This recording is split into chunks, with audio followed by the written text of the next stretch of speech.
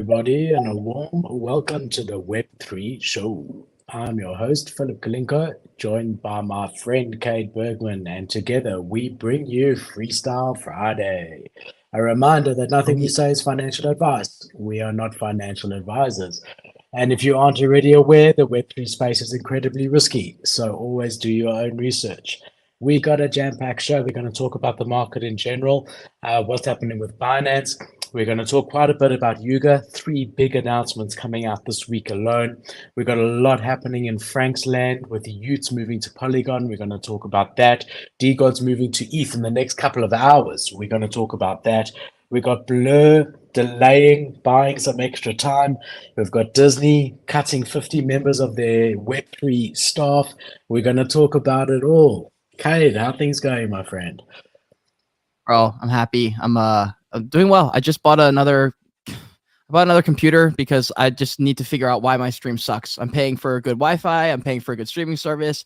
Everything should be good. The only thing left is either Restream sucks and I got to go to StreamYard, which I don't think it is because I just don't think that's what it is. I think it might be the computer is just too old. So that's what happened yesterday. Dropped a little back on a computer. So well, you're looking crisp.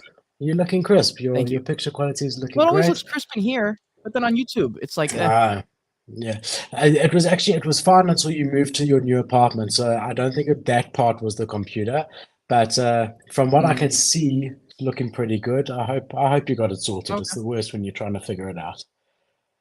Yeah, but it is what it is, bro. It just thinks that that's like the main, like that's like the only thing I need to go absolutely right. It's like the quality of stream does all I fucking do. But I'm hoping it figures it out. Yeah. So anyways, I'm excited. You'll get it right. You'll get it right. All right, let's jump into it. So we got our market update. If we have a look over here, we've had a really, really good day across the board on the stock exchange.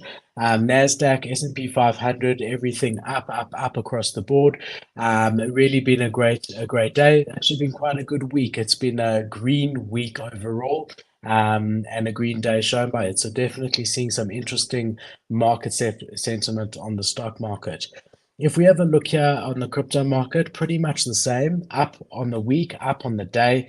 At the moment, you're looking at Ethereum 2% up, $1,820. We've got Bitcoin 1% up in the last 24 hours at $28,430.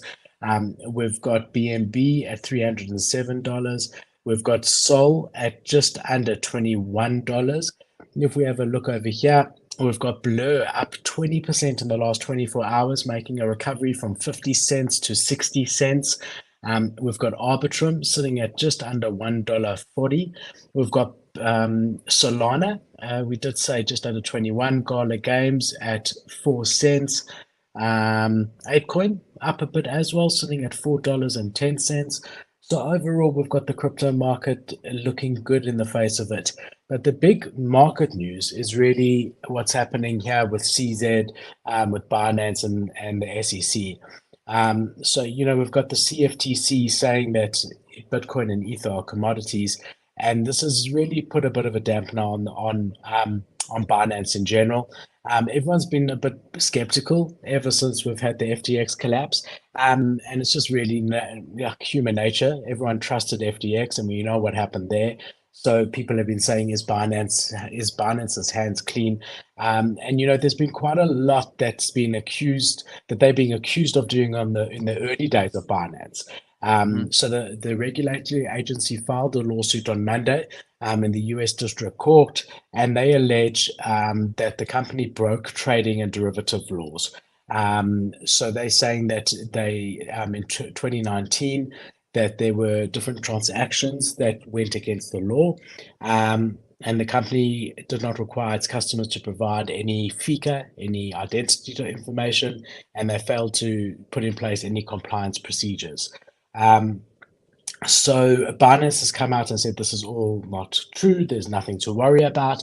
But they believe they've got a big case. The CFTC, their chairperson, Rostin Beham, has said that they believe that the crypto space is volatile and risky. And for years, Binance knew that it was violating these laws. And, they've been working actively to both keep the money flowing and avoid compliance, that they've knowingly been going against the laws. And that this should be a warning to anyone else that the CFTC will not tolerate avoidance of US law. So Binance has come out and said that this is completely disappointing and unexpected, and that they've been working in collaboration with the CFTC for more than 2 years. They've also made significant investments to ensure that it didn't have any US users active on their platform.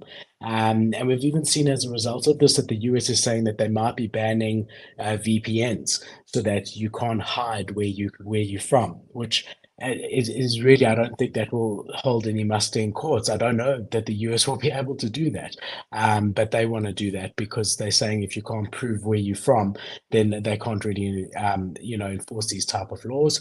So yeah, man. I mean, after the wealth notice that we saw served on Coinbase, we're now seeing Binance also in a bit of hot water here. CZ did come out and respond. He's responded, and I will put all the responses in the body of the description. But he's responded saying that there's no merit to this, and went quite in detail with all of his different responses here, and how they've been trying their best to make sure that only non-US people are allowed to trade, and anyone from the US is KYC, and so on and so forth. That they've had transparency, that they've kept to the law, that they follow legislation, they have the right licenses, and that everything that they've done is above board. So yeah, it remains to be seen, Kate, but definitely some smoke going on there for sure. Bro, this whole thing is crazy because like you brought up the VPN thing, dog. When the COVID thing happened in 2020, we were all like, man, this is one slippery road. If you start banning people from going outside, like once that happens, the floodgates are opened, and now it happens, and we like had to comply because they enforced it. And I was like, man, we're talking about this VPN stuff. I'm on TikTok a lot, engaging with people who I respect to just get their opinion on like the TikTok ban, for example. And then the TikTok ban also includes a VPN ban where if you use VPN, you go to prison now, 10 years, $250K fine too. And I was like, what has that been finalized though? This is serious. What? That VPN thing, has that been finalized? Is it just at the moment a suggestion? It's part of the package. If it goes through, you can't use a VPN, and you would go to prison. So it hasn't, but it hasn't gone through yet, right? Hasn't gone through, but that's some really Orwellian 1984 shit. Yeah, that's what I'm saying. I don't know that they can even do that. That's some serious control, dude. That's fucked. That's fucked. But the CZ thing, like low key, I wouldn't be surprised if they come out and say, damn, they were doing some sketchy stuff in the early days, because it was the early days. Like if Binance was doing some sketchy stuff back then, I would be like, damn, well, it is what it is. That was 5 years ago. In the same way that like Kevin Hart said some like whatever stuff 10 years ago. It's like one of those things where I'm like, it's a little bit taken out of context. Crypto was a different thing back then. It's a very different thing now, especially as governments are starting to use it. We're seeing Russia and China band together, make a different currency. It's inevitable that we're going to have to use these alternate currencies. It's probably going to be, thousands of different currencies. And I'm excited to learn about it as it goes. But the idea of this control that we're seeing and the government saying, we're going to ban this, we're going to ban that. I'm like, bro, you guys are like tugging on a fucking like this. You guys can't do everything, because at some point we're seeing senators and governors and Congress people. I don't know how they're doing it, but they're on TikTok right now. American governors and senators that they're not supposed to have TikTok, but they're posting on TikTok, and they're like, yo, this is some messed up shit. And I'm like, bro, it's only a matter of time before more people with more respect and more power start to talk about it, and it gets on bigger networks and people start hearing about it. And dude, the government's going to collapse on itself if they keep doing shit like this, because this is some serious control issues. Yeah, no, it is, and we do know what happens. You know, people revolt with this type of thing, especially in a free country like the US that isn't used to being restricted to this. We saw with COVID, we saw with the mask and everything like that. You know how they enforced it and what the repercussions were there. So yeah, man, it's going to be very very interesting. Look, the CFTC is not playing games here. They've listed 300 accounts that were linked to allegedly linked to CZ, and it's showing that he's trading on his own platform. You know, allegedly, so nothing's been proven. But they are coming out quite heavily against us, and they seem to think that they have all of this. CZ says, "Listen, we run a very simple trading platform," and is saying that this is absolute nonsense. But there's a very real concern that Binance US will be affected by this at the very very least. So Yeah. yeah, man, it's big news. And again, I think we're starting to see the US government sort of shake a bit. You know, their banks are failing. You know, and if they lose faith in people's faith in the banks, then they're in very, very big trouble. So that's They number can't one, what's control it, bro. happening. Like, if China and Russia do this new currency thing, they're like, "Well, you can't do that." It's like, okay, what are you gonna do about it? Like, you guys don't have that leverage anymore. And I'm like, bro, this is gonna get ugly real quick if China and Russia start to have more control over the U.S. Because I don't even know what that means yet. Because I don't know if that's gonna be that much worse. I mean, we think it's worse, but also in Russia and China, they've got their own version of history and stuff like that, where they say the U.S. running the world has been terrible. And if you zoom out, you're like, damn, bro, they haven't really done a great job. Like, you're kind of right. So I don't know what to expect. I do know one thing though. I know one thing is that if you're in Spaces or YouTube, you should be hitting that like button. And if you're in Spaces, definitely hit that retweet button if you're excited for this conversation, because me and Philip get into it every fucking Friday, 12:30 p.m. PST. Hit the likes, hit the retweets, tag your friends. The best way to support the show. We appreciate y'all. For sure. Thank you for joining us, whether it be on Spaces or YouTube or LinkedIn or Facebook or Twitch or Hey. anywhere else where we're streaming. We love having you. Coming to you without fail every single Friday.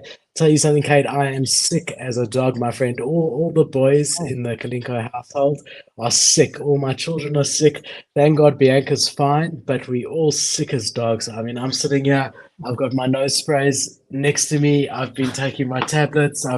I'm really sick as a dog, but I would not miss a Friday with everyone for anything. So thank you guys for no. joining us. Good to see everyone. All right, let's see what's trending.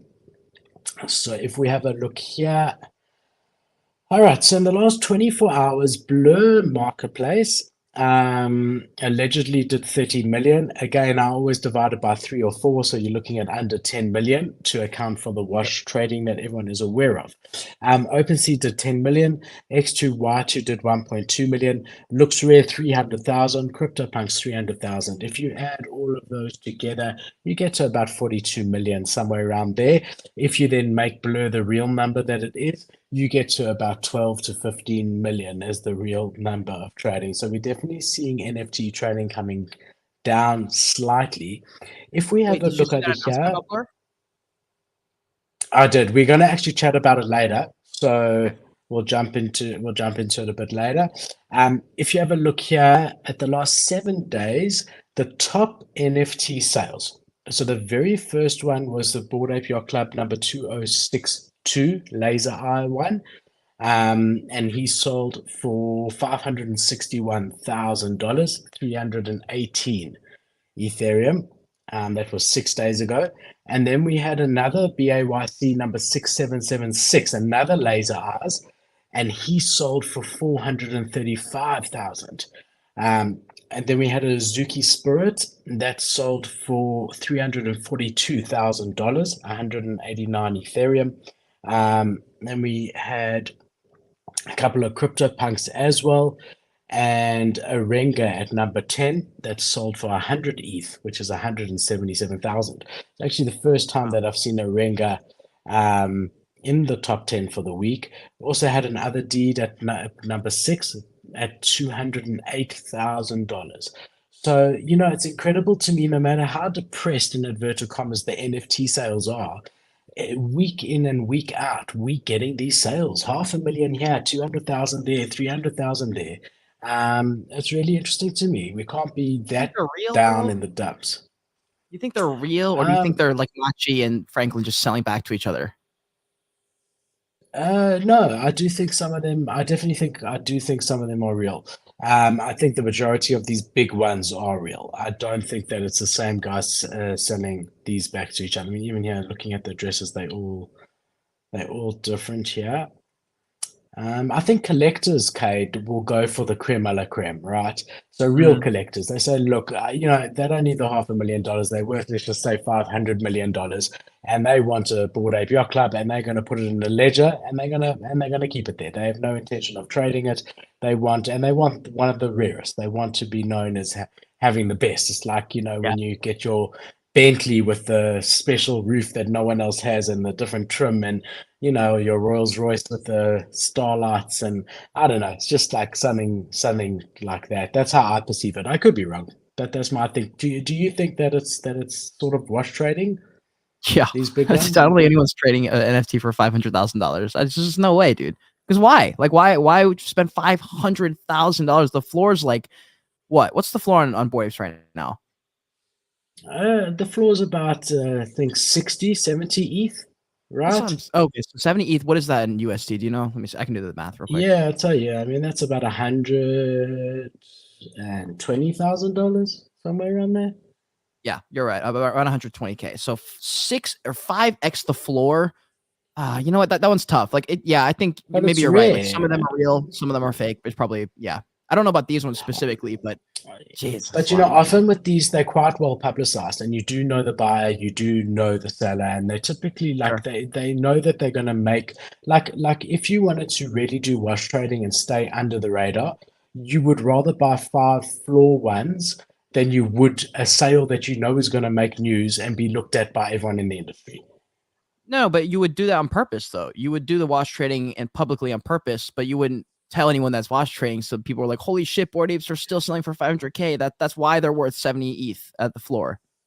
That would be my thinking. Ah, yeah, I hear it. I don't agree. I don't agree. I think like you know that you're going to be under scrutiny. So even go a little bit over floor and trade a couple. But I think to really spend that much and know that you're going to be under the scrutiny with people looking at it, and often they do. They say, yeah, this guy bought it from me on Twitter. Well done, and he comes back and says, I love it. Mm, I'm so happy. I mean, I think this is just too true. much in the news to for them to really do it if they're not doing it above board. Don't know. Look, who knows Yeah. anything, Would love to right? know what you guys think. Spaces, leave a comment if you're on YouTube. Leave a comment. Let us know what you guys think about that. 100%. Then if we're having a look in the last 24 hours, collection stats. So I'm just looking at Ethereum over here. We've got Wrap CryptoPunks in number one spot. They've done 254 Ethereum in the last 24 hours. That actually only makes up four sales, and the floor price on the CryptoPunks is 66 Ethereum. I did see Mm, someone by mistake, instead of wrapping their CryptoPunk, sent it to a burn yeah, address by mistake. I don't know if you saw that news article, I but saw that. That hurts. yeah, I mean, I don't have a drink with me, so I'll just do a nose spray out to that. Oh, Oh cheers God! to All that. right, there we Goodness go. gracious. Yeah, like usually you take a drink, you just pour a little bit out to Oh the God. guy. Well, that Oh, was the oh. equivalent. That was the equivalent of that. But now I've got nose spray all over me. All right. Could you Board Ape Yacht imagine Club though? in. Hey, no, I can't imagine that feeling. I I could, will. I can imagine as you do it, that feeling, when you do Oh, something that you oh, realize straight away, your heart drops. It's like jumping that off a hurts. cliff. Oh, that hurts so bad. I've been there. I've never. I don't know if I've sent it to a burner address, but I've definitely sent it to a scammer by accident doing a giveaway where they made a fake account really quick on Twitter and DM'd me, and I sent them a fake, or I sent them the NFT and realized it was a mistake, and I was just like, damn, L. Yeah, no, it's a horrible feeling. So imagine that with a 65 ETH And asset, probably your right? So forever one, right? Like one of your forever NFTs that you loved, that you yeah, just wanted to do something real quick. Like that's why I don't touch my forever ones. Like if I don't absolutely need to touch it, I do not ever touch the NFTs that I'm not going to sell. yeah. So that's at least $100,000 mistake right there. Oh, Then Bored Ape Yacht Club at number two spot. They've had three sales in the last 24 hours. A floor price of 62 Ethereum, like we actually said. Naka Mikos, which I'm seeing quite a lot in the last week. mm, They're sitting at number three spot. They went as low as 0.24, but they're currently sitting at 0.32. 2. Been a whole lot of rubbish rumors that you always get, part of Yuga and all the same rubbish, the next Bored Ape Yacht Club and all the rest of that. I can assure you none of that is true, in my opinion. But yeah, definitely catching the attention of the space. Have you heard much about this one, Kate? No, but I'm just looking at the Moonbird's floor, bro. We get in there. We've got other deeds have had 27 sales. They've picked up, and we're going to talk about why they're sitting at 1.7 ETH. We've got HVMTL, the Mecha Apes heavy metal fragments from Yuga. We're going to talk about that a lot tonight as well, sitting at 1.9 Ethereum. They're up 65% in the last 24 hours. We then have Moonbirds, 3.4 Ethereum floor. They're sitting at number 6 spot with 18 sales in the last 24 hours. I'm getting quite a lot of pushback in general on my Moonbirds. I stand by what I've said very strongly, but I'm going to try and not FUD it every single time I mention it for all the broken promises that have happened. I'm going to try. So I'm just moving on swiftly to Hey, what did you sell for? Pandas. I sold it, bro, I don't even remember, but at the time the floor was 13. Okay. And I sold somewhere around there. Kampai Pandas sitting at number 7 at 2 Ethereum. Proof Collective at 10 ETH. At one stage, these were 100 ETH.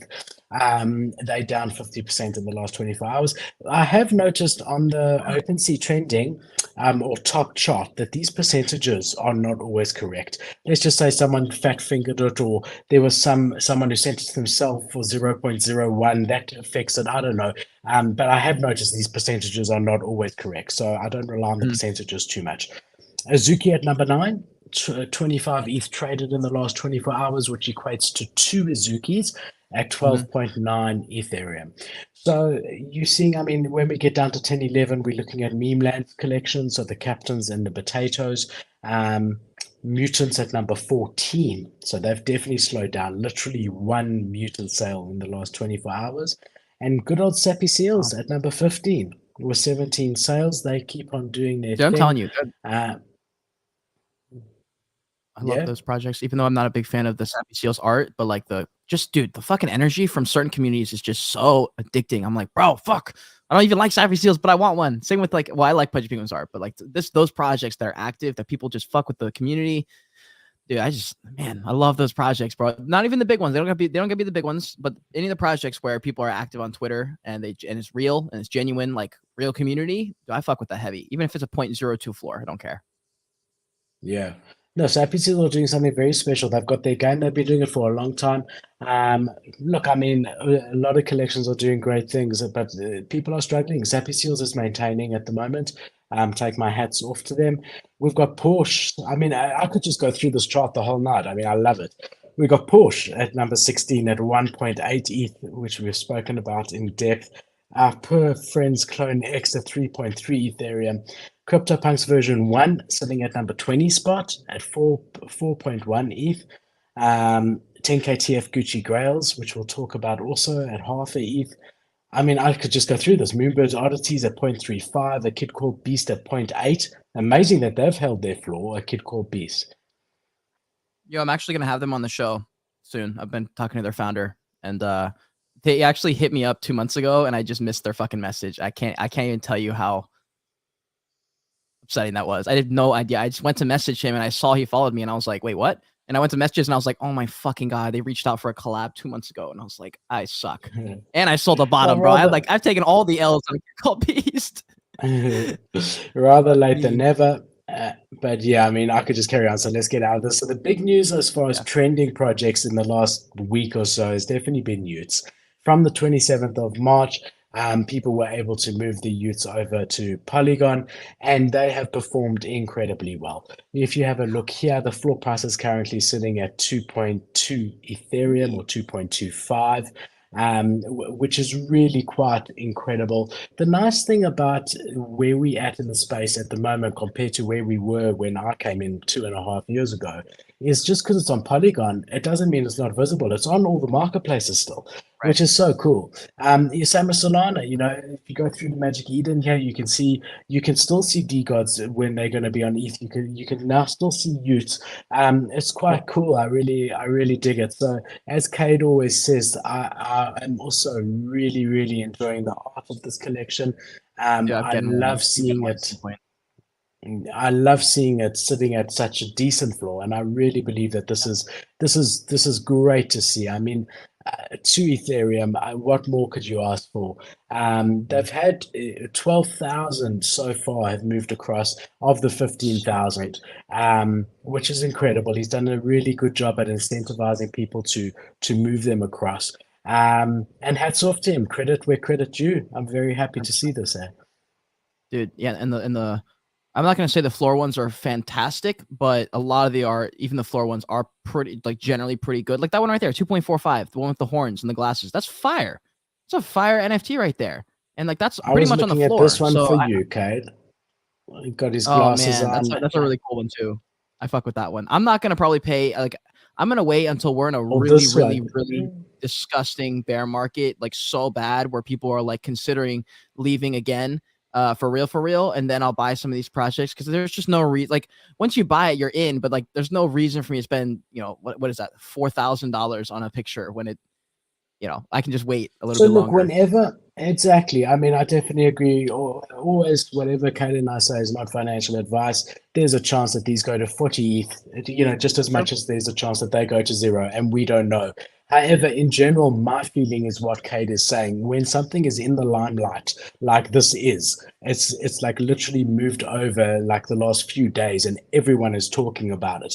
That is not Mhm. the time to get into a collection. Because, in a week or two, when everyone's talking about something else in the space, that's when you start to see the floor slowly, slowly dropping. And probably in a month or two is when you'd be able to pick them up at what the market will determine at that stage to be fair value, which all things equal should, in theory, be less than what they are when the spotlight is on them, like they have been at the moment. Yeah, and honestly, guys, like I feel like it's like the most fucking kicking a dead horse in the ass 100 million times. But like, if y'all can wait and be extra, extra, extra patient, and then when you feel like you've been patient enough, be even more patient, bro. You can get stuff at disgusting cheap prices if you just wait, because there will be a time where Frank is busy for a month straight, not active on Twitter, and people go, oh man, fuck you. It's like this, that, and the other, and then if it dumps like 40% in like 3 days, and it holds there. And then suddenly, I'm just throwing out numbers, but like Utes is sitting at 0.5 ETH or something for like a couple days, and you're like, this is my chance. It's the same with like all the projects. There's a bunch of projects that I've been excited to kind of start looking at that are just much lower, not for any particular reason. It's just kind of like, people don't want to hold these JPEGs sometimes. And there's those waves where they go up and down. And if you're patient enough and you're not just like feeling like, oh, this is one that I'm never going to find one on the floor that looks just like this at this price, you will always find one. Yeah. So I mean that's the thing. You got to be careful with FOMO. You don't want to have that fear of missing out. I really like this one, Kate, for you. Oh, The one with it's got glasses, but it's also dude, got the gold crown. crown. I like Crown in is general the such a good smile shape. trait. Me too, That's a really really cool one.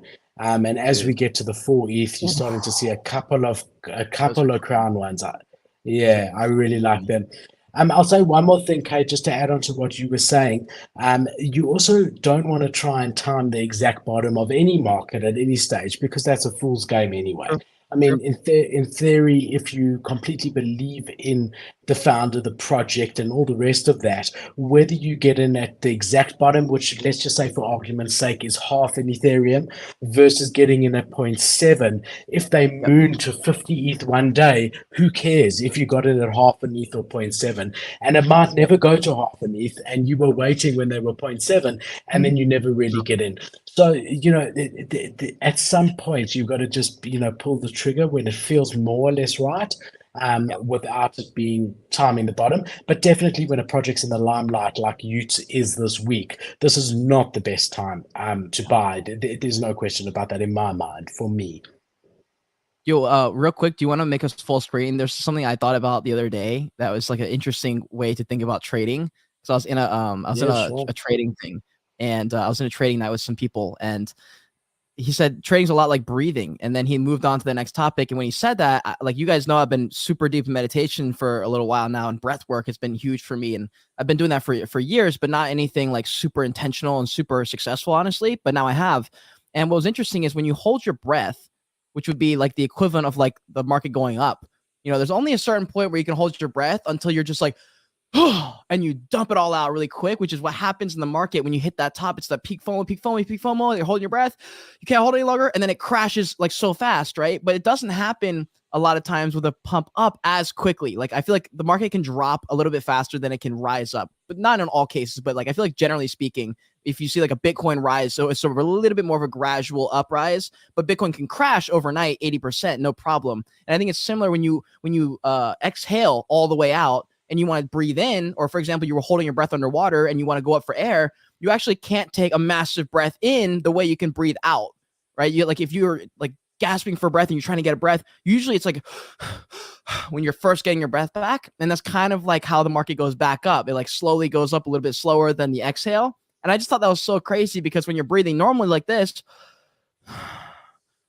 it's like the normal, you know, like ups and downs, the normal ups and downs in the market. And I was just like, wow, the synchronicity is there is actually kind of crazy when I thought about it, because everything is the same. Everything's like a paradox in and on itself. And I don't know, bro. I don't even know. Maybe I've just been meditating too much, but I thought that was kind of funny. Yeah, and not funny. I think it's clever. I think definitely there is something to it. How are you feeling this week? Last week you were very Oh much yeah. LA centric, and it were in a euphoric state after coming back from an amazing trip. How are we now? Where are we at this point? Well, I'll tell you a couple things actually. So, I've definitely had some time to think. The initial enthusiasm that we had is still there. It's just not as prominent like it was, just because it was fresh off the trip.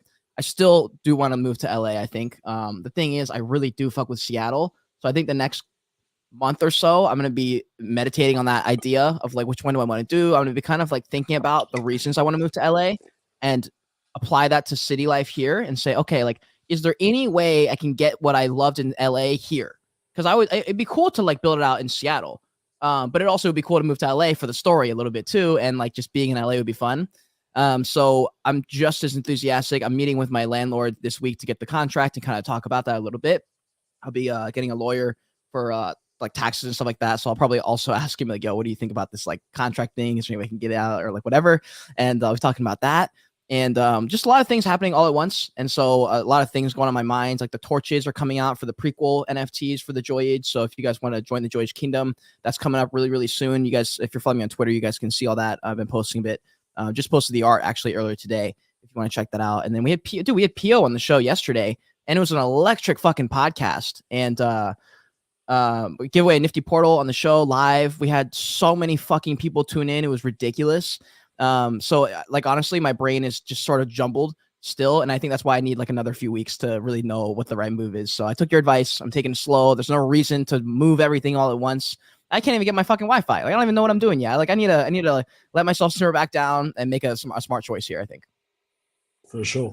I finally pulled the trigger, not because of the show, just in general, on really good Wi-Fi network. So I've always had a Nice. good Wi-Fi connection here. Like 100 Mbps upload and download at the house, which is great. I've always had that.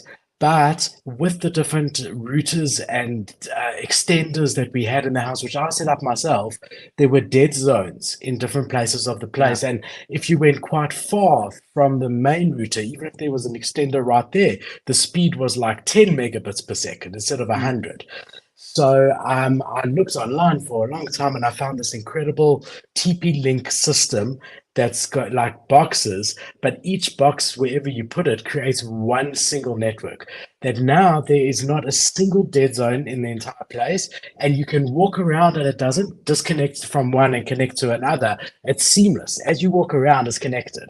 So I pulled the trigger there, That's and dope. literally it's been 4 days, and we've had 100 megabit per second internet everywhere in the entire house. The kids are loving it. They finally got full internet in their room. And yeah, so that was quite cool. I'm happy I did that, which is That's fucking lekker. awesome. All That's right, fucking let's awesome. jump I love into the that. news. I've got quite a lot of Yuga news that we got to get through. This week alone, there were three very, very big announcements. So let's jump into it. The latest news. So the first one is we've been given a lot more clarity on what these heavy metal NFTs are, the HVMTs. So we now know that there's going to be these different power sources, and they're each going to have different traits. And I'm gonna give you a lot more info on it. So if you have a look over here, just want to take you to the OpenSea first and just show you the collection. So we've seen a really quite a nice rise. They're just under 2 Ethereum at the moment, and you'll see that we've got each box, and each of them have got now different traits, and we know that each trait is a different source, and that we also know that no mecha will go against their source, their nature. So they've told us that there won't be any change to the nature. So that's going to play a bit into gamification of them, because you'll only be able to get certain attributes from certain traits. So if we have a look here, you've got 6,000. Okay, so currently the collection is 25,000, but the collection is actually going to be 30,000. So just keep in mind that these numbers that I'm showing you are going to change slightly, but you've got 6,500 as the glitch, which is the floor ones over here that you're seeing. You've then got 5,300 of the dynamics, which is this one over here. You've then got 5,000 of the bios, which are these pink ones over here. You've then got 4,400 of the knights. Just want to see if I can find you one. All right, OpenSea is not loading quick enough. You've then got 2,700 of the Celestials. You've then got 943 of the Reavers. You've then got 245 of the Hollow. And then we know that there's only one legendary, literally a legendary. There's only one, and that's to the guy who bought the key from that gamer who won it. So that's a legendary one. So we've got a much better idea on these traits and now what they do, right? So we're seeing that we're playing we've gone quite far into the journey over here. So that we finished the summoning. We've now had the mech types revealed. That's what's happening right now. That's what we're talking about right now. And if you have a look over here, all right. I love the art, bro. I mean, just look how cool this is. So they've given each one like a board ape is holding each different one. They're really building out the IP here, which is really, really, really cool. I still have my concerns with regards to the dilution of the ecosystem in general. There's just so Wait, many we should assets, talk and you're about going to that. see. You're going to see in the next story for Yuga, there's further dilution happening. So I think let's talk about that when we get there, right? Yep. But there's Yep. definitely a lot more coming out there. So you can see here it says your HV is unique, dynamic, so it evolves based on your decision. So there's definitely some game theory here. There are 8 different types. Each has its own skills, personalities, and roles, but they're designed to transform. Okay. And then you go into each one of them. So you have a look here, you've got glitch. Here you can see no bugs, just features, right? Then you've got dynamic, life and death of the party, right? Seems like it's going to be quite impulsive, that one. You then got bio, it says eco unfriendly. You've then got night, it says vintage heroics, doesn't think you're funny. You've then got celestial, look how cool that is.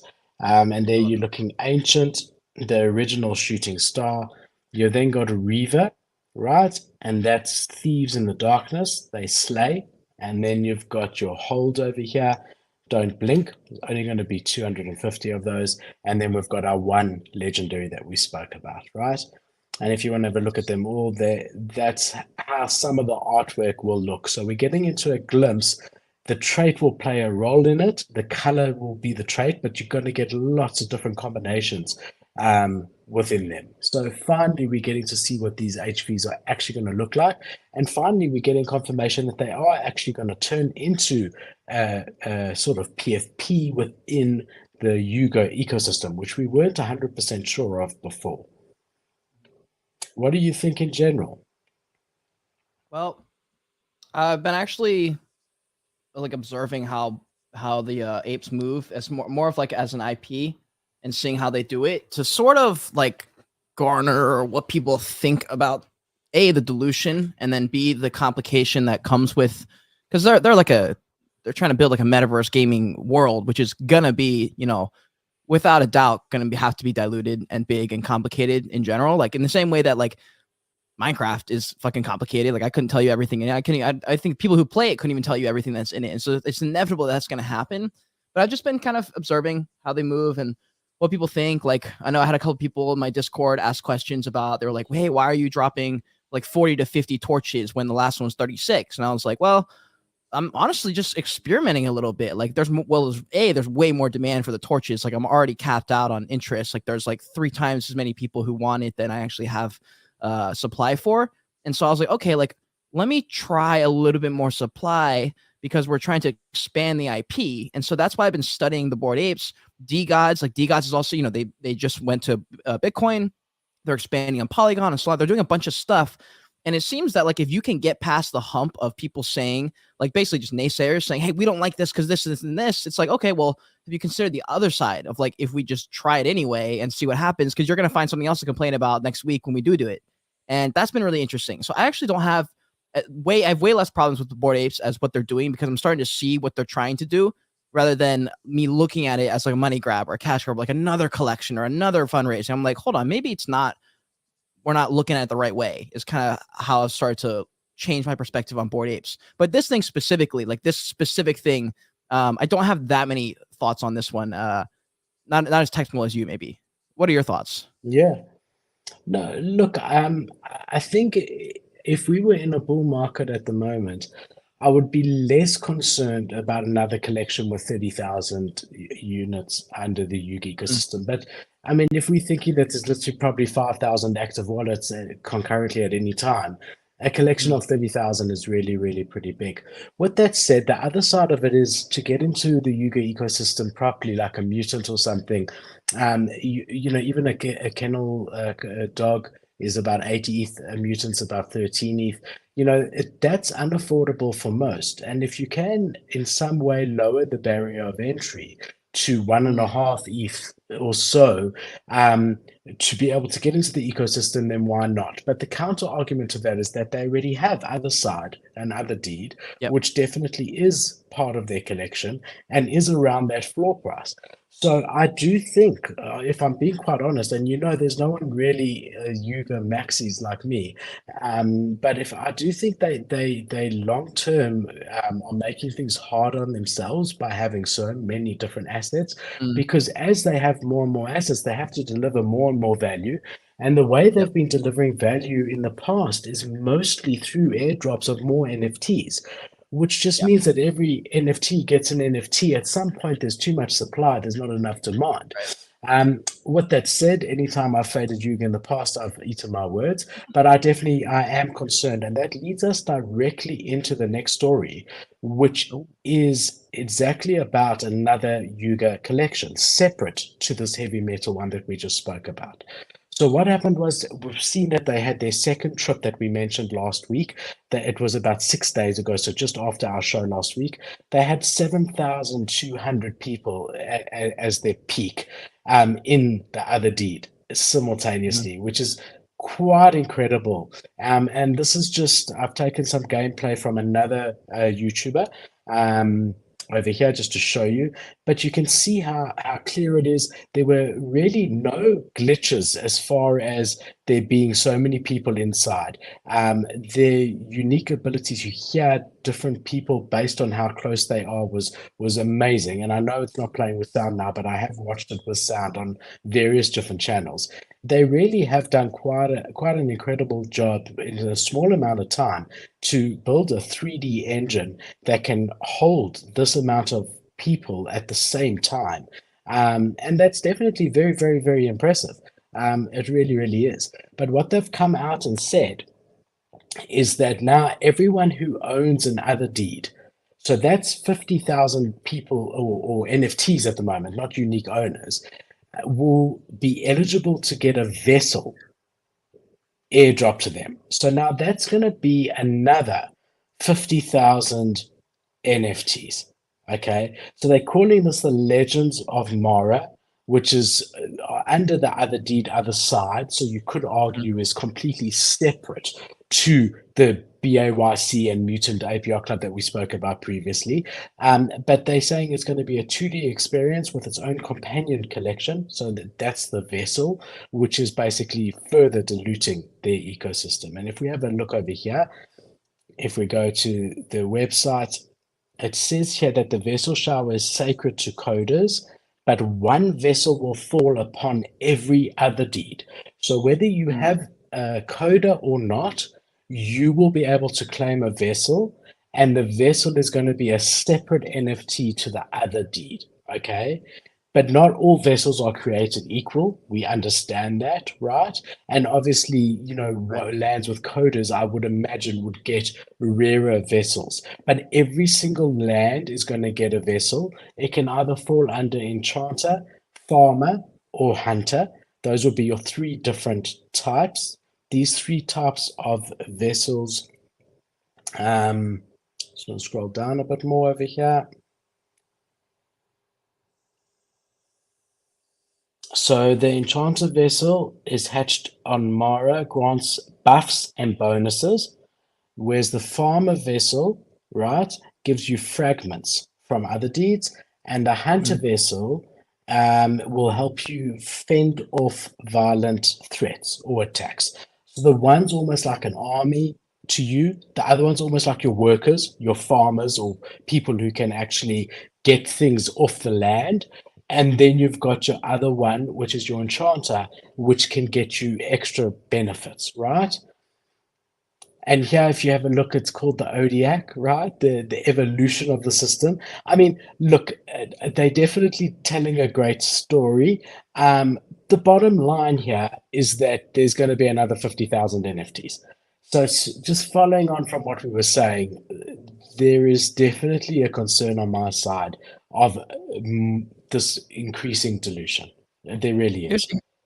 I think so. Depending on, I think what's going to happen is we're going to have factions of NFTs that are different, and some are going to be for trading purposes, some are going to be for collecting purposes, and some NFTs are gaming NFTs, which are not meant to be $100,000 assets. They're meant to be just a normal game asset, but just like we all want and have been saying for 2 years, we want, it just becomes an NFT. And I think that's exactly what these game NFTs are going to be. They're not meant to be a 20 ETH floor, 10 ETH floor, 5 ETH floor. They're meant to be 0.001 ETH probably at some point, because they want a lot of people playing the game, and they need people who can only afford $12 to be able to join the ecosystem. And I think that's what those NFTs are going to be. And there will be some kind of separation that people are like, oh, these are the collectible versions of the Bored Ape system, the Bored Apes, the Mutants, and the Kennels. Everything else is gaming. And then certain gaming assets are more expensive, like the other deed lands, because I'm sure at some point you'll be able to charge for like every step that someone steps in your land or whatever it is to get some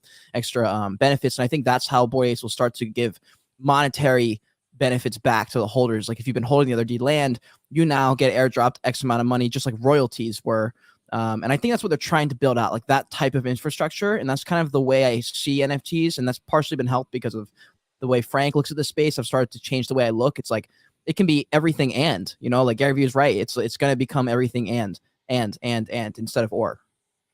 Yeah, I think that that's a very important distinction. And exactly what Cliff is saying is what you're saying, that they need more NFTs to gamify the ecosystem on the other deed. And as you said, to make the entry point, $10 is, what you really want. And again, as Right. people come in and enjoy it, then they can try and aspire towards owning a land itself or a coda itself or even a Bored Ape itself. So I get it. But look, I do think that, yeah, I think that there's a lot going on here. I do follow what's going on quite heavily. I pride myself on knowing what's going on in this ecosystem. And I must tell you, even this week alone, there's been a lot of stuff that I've had to look up because they've just gone all out. It's been announcement after announcement after announcement. We had another announcement from them.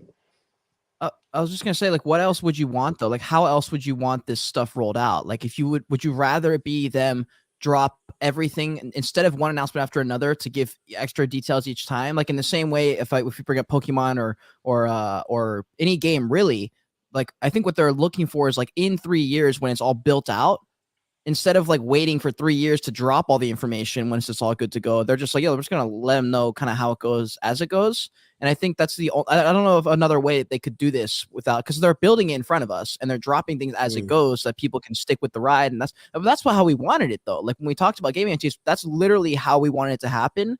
It's just happening now, and it might potentially be affecting certain people's bags.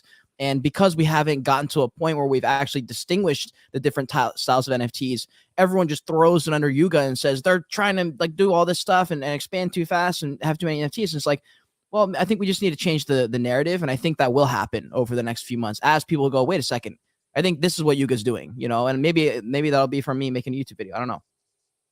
For sure. No, I agree. I think the building in public is the way to go. My concern, not so much with the other deed as it is with these heavy metals, is dilution. And it's a very real concern. And I think it's a concern with very real merit. On the gaming side, I agree with you 100%. I think that that's a different ecosystem, and that those are necessary. And we know that every single other deed has got different resources on it and different things that I imagine are all going to be able to be separated from the land one day. So there's definitely is going to be a lot of those NFTs, and I think that that's less worrying, a lot less worrying than it is in the main ecosystem, like we see with these mecha apes coming. Because remember, you got the heavy metal, you're still going to have the mecha apes. I mean, like literally, there's too many assets. 20,000 Bored Ape Yacht Clubs. There's 10,000 Bored Ape Yacht Clubs, 20,000 mutants, another 10,000 kennel clubs at the very, very least. You got meebits under there and CryptoPunks, arguably completely separate. You've now got another 30,000 heavy metals. You're also getting mecha apes coming. And it's getting too much for an ecosystem which only has like 5,000 daily active traders. You've got over 100,000 assets, not including other deed and other side at all. They're leaving the gaming side out. And I just, like, at some point, there's just not enough demand for such a big supply. I don't know though. I don't think it's about the demand. Like I think those NFTs aren't about demand, and so they're just. I'm not talking about the gaming. I'm not talking about the gaming. I'm talking about the heavy metal ones, which are going to turn into mecha apes. That's separate to the other deed vessels that we've just discussed. So I'm saying even without the other deed vessels, without other deeds, which alone are 50,000, just other deeds, vessels are going to be another 50,000. Then there's 10,000 coders. I'm not talking about the gaming side at all. I'm just saying Bored Apes, mutants, kennel clubs, and now the heavy metals. Those alone are 70, 80,000. Those are assets. That's not the gamified side. So I'm just thinking that could be too much. But look, as I said, every time I've doubted you, I've been wrong. So let's see. But yeah, that's my feeling on it. But the gaming side, I think they're doing great. They're building in public. As we said last week, everyone could bring along a friend. And never mind that, everyone could watch live, even if you weren't a friend or a guest and didn't have another deed. They really are trying to build something inclusive. That's different. The gaming side, the other deed side, that's different. But the actual PFP side of things and their main collections, they continue to drop more NFTs. I agree. But they're still doing collaborations like the one we're about to talk about. Yeah. So we've got Gucci and Yuga announcing that they've got a long-term partnership together. So continue to explore the metaverse. This is from Gucci's official account. And just for anyone like relatively new to the space, this is what you want to see. And sorry for those on Twitter, if you're not watching the screen. If you want to, you can always jump onto the YouTube, which is pinned on the top of the spaces. But basically, it's just a picture of the bottle that they've always shown in the other deed collection of the potion, but it's got Gucci written on it. And we've got Gucci's official account retweeting. So you always want to see that, like when your little NFT collection says we've just signed up with Warner Brothers, you want to go to Warner Brothers Twitter and see Warner Brothers tweeting about it as well to make sure, right? So here we've got Gucci. They're very, very excited for this long-term partnership together with Bored Ape Yacht Club, which is absolutely incredible. Because it's a bottle, we've got some people that's speculating it might be a type of perfume. Because it's a long-term partnership, we've got a lot of, and they say explore, and Gucci says exploring the metaverse. We got a lot of people who are saying there's probably clothing for the metaverse. But really very, very cool to see. Lots of rumors going around. Have you heard anything about this, Cade? What they think it's going to be and all the rest of that? No, I just saw the collaboration posts, but I haven't dove deep into the actual details of it. Yeah, so they definitely say here multi-year partnership. um, Wow. which Wow. which is really cool. So it's not just like these collabs that you sometimes see where they literally drop one NFT and then they never do anything together again. Sort of like Yeah. we saw with Cat Blocks and Puma or whatever it may be. This they've both said is going to be a long-term partnership that's going to help them explore fashion, they mentioned, and entertainment. Which Wow. is really, really interesting. And they both companies, Yuga and Gucci, are incredibly excited about this, and they've called it a multifaceted partnership, which means that there's going to be a lot of different things going on. Remember that 10KTF and Beeple came on to Yuga. I do think that Gucci was a part of 10KTF for quite a while, and I Mm. think that this was quite a natural partnership together over here. Yeah, no, that's fucking awesome too. Like, it only brings me back to when I was in LA a couple weeks ago, and I was in that room with Razorfish, the marketing agency, one of the biggest ones in the world, and the president was just 10 feet away from me, and I was hearing her talk about like, yeah, us and all our friends who are killing it. This is an inevitable future. That's why we're here in Web3. And I just remember being like, yes, I fucking knew it. Like Yeah. we all knew it. We've all known it. It's just like it's so nice when people who are successful and are crushing it and keep every year crushing it even more. And then they look at Web3 and they go, yeah, that makes a lot of sense. Actually, this is the move. And to see companies like Gucci who have pretty much just either stayed or kept getting bigger every single time. Like I feel like Gucci, Louis V, I feel like those are probably the main ones that people know about who are like normal people, not like super rich people, but like normal people. When they think of the luxury brands, think Louis V and Gucci, especially. Gucci's probably, in my opinion, the biggest, maybe Supreme. But dude, what a fucking move. Gucci and Bored Ape Yacht Club. Like, imagine if you have any asset. I imagine some part of the partnership will be something like, if you own a mutant or a Bored Ape or kind of whatever, you just get to, if you buy a Gucci, whatever, there may be an option to customize very, very slightly on something that you want to order on certain drops, maybe like once or twice a year. They go, okay, we have the Bored Ape / Gucci drop. If you hold one and you connect your wallet, whatever, you can have one little altercation or alteration that maybe, shows one of the traits of your Bored Ape. I don't know, something like that. I think that'd be really cool. Yeah, there's lots of options. I mean, I think all of it at this point is speculation, but I do agree with you. I think that would be really cool. We do know that Gucci and 10KTF did do a partnership with Gucci Grails previously. And we do know that even before Yuga acquired 10KTF, that Gucci was allowing ApeCoin as a valid mode of payments in some US stores.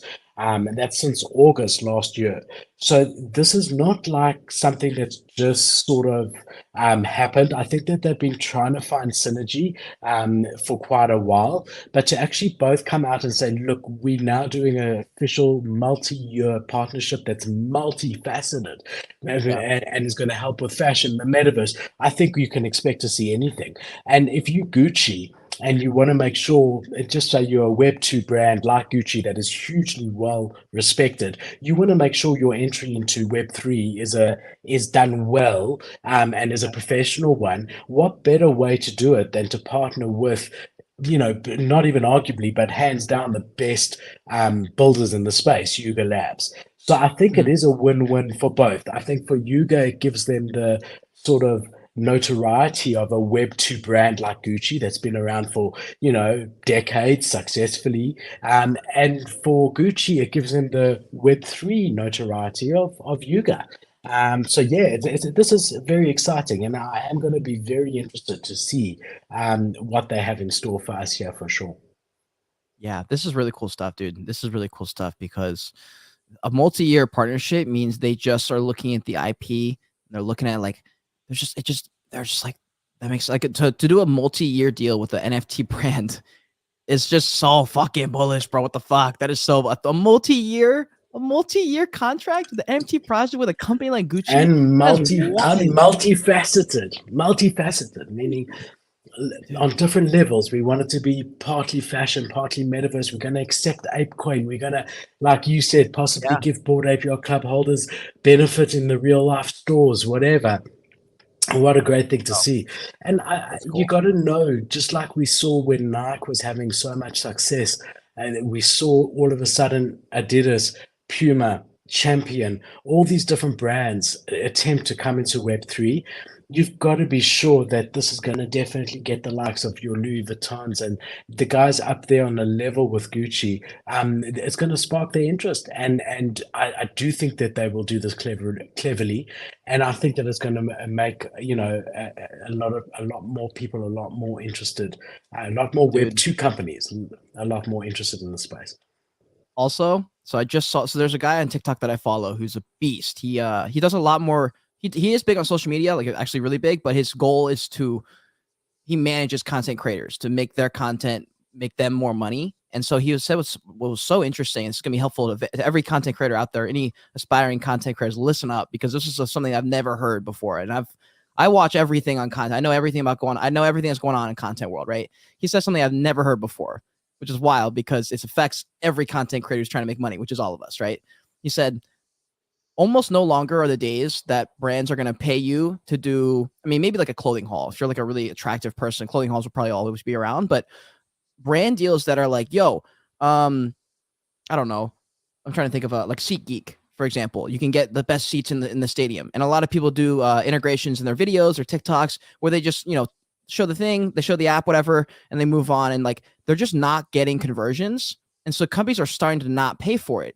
And instead, what he's noticed is that certain content creators, instead of doing that, will go fucking buy a ticket in a real stadium and film them in the stadium and then hold the app real quick. And or another example, they buy a certain fucking product that's in Walmart's and they go into Walmart, pull it, like film them pulling off the shelf in a normal, typical like integration, but them actually having to go to the store to get these products off the shelves because people are apparently, these companies aren't selling things online like they used to. Facebook ads aren't converting like they used to, and they're having to go retail, I guess.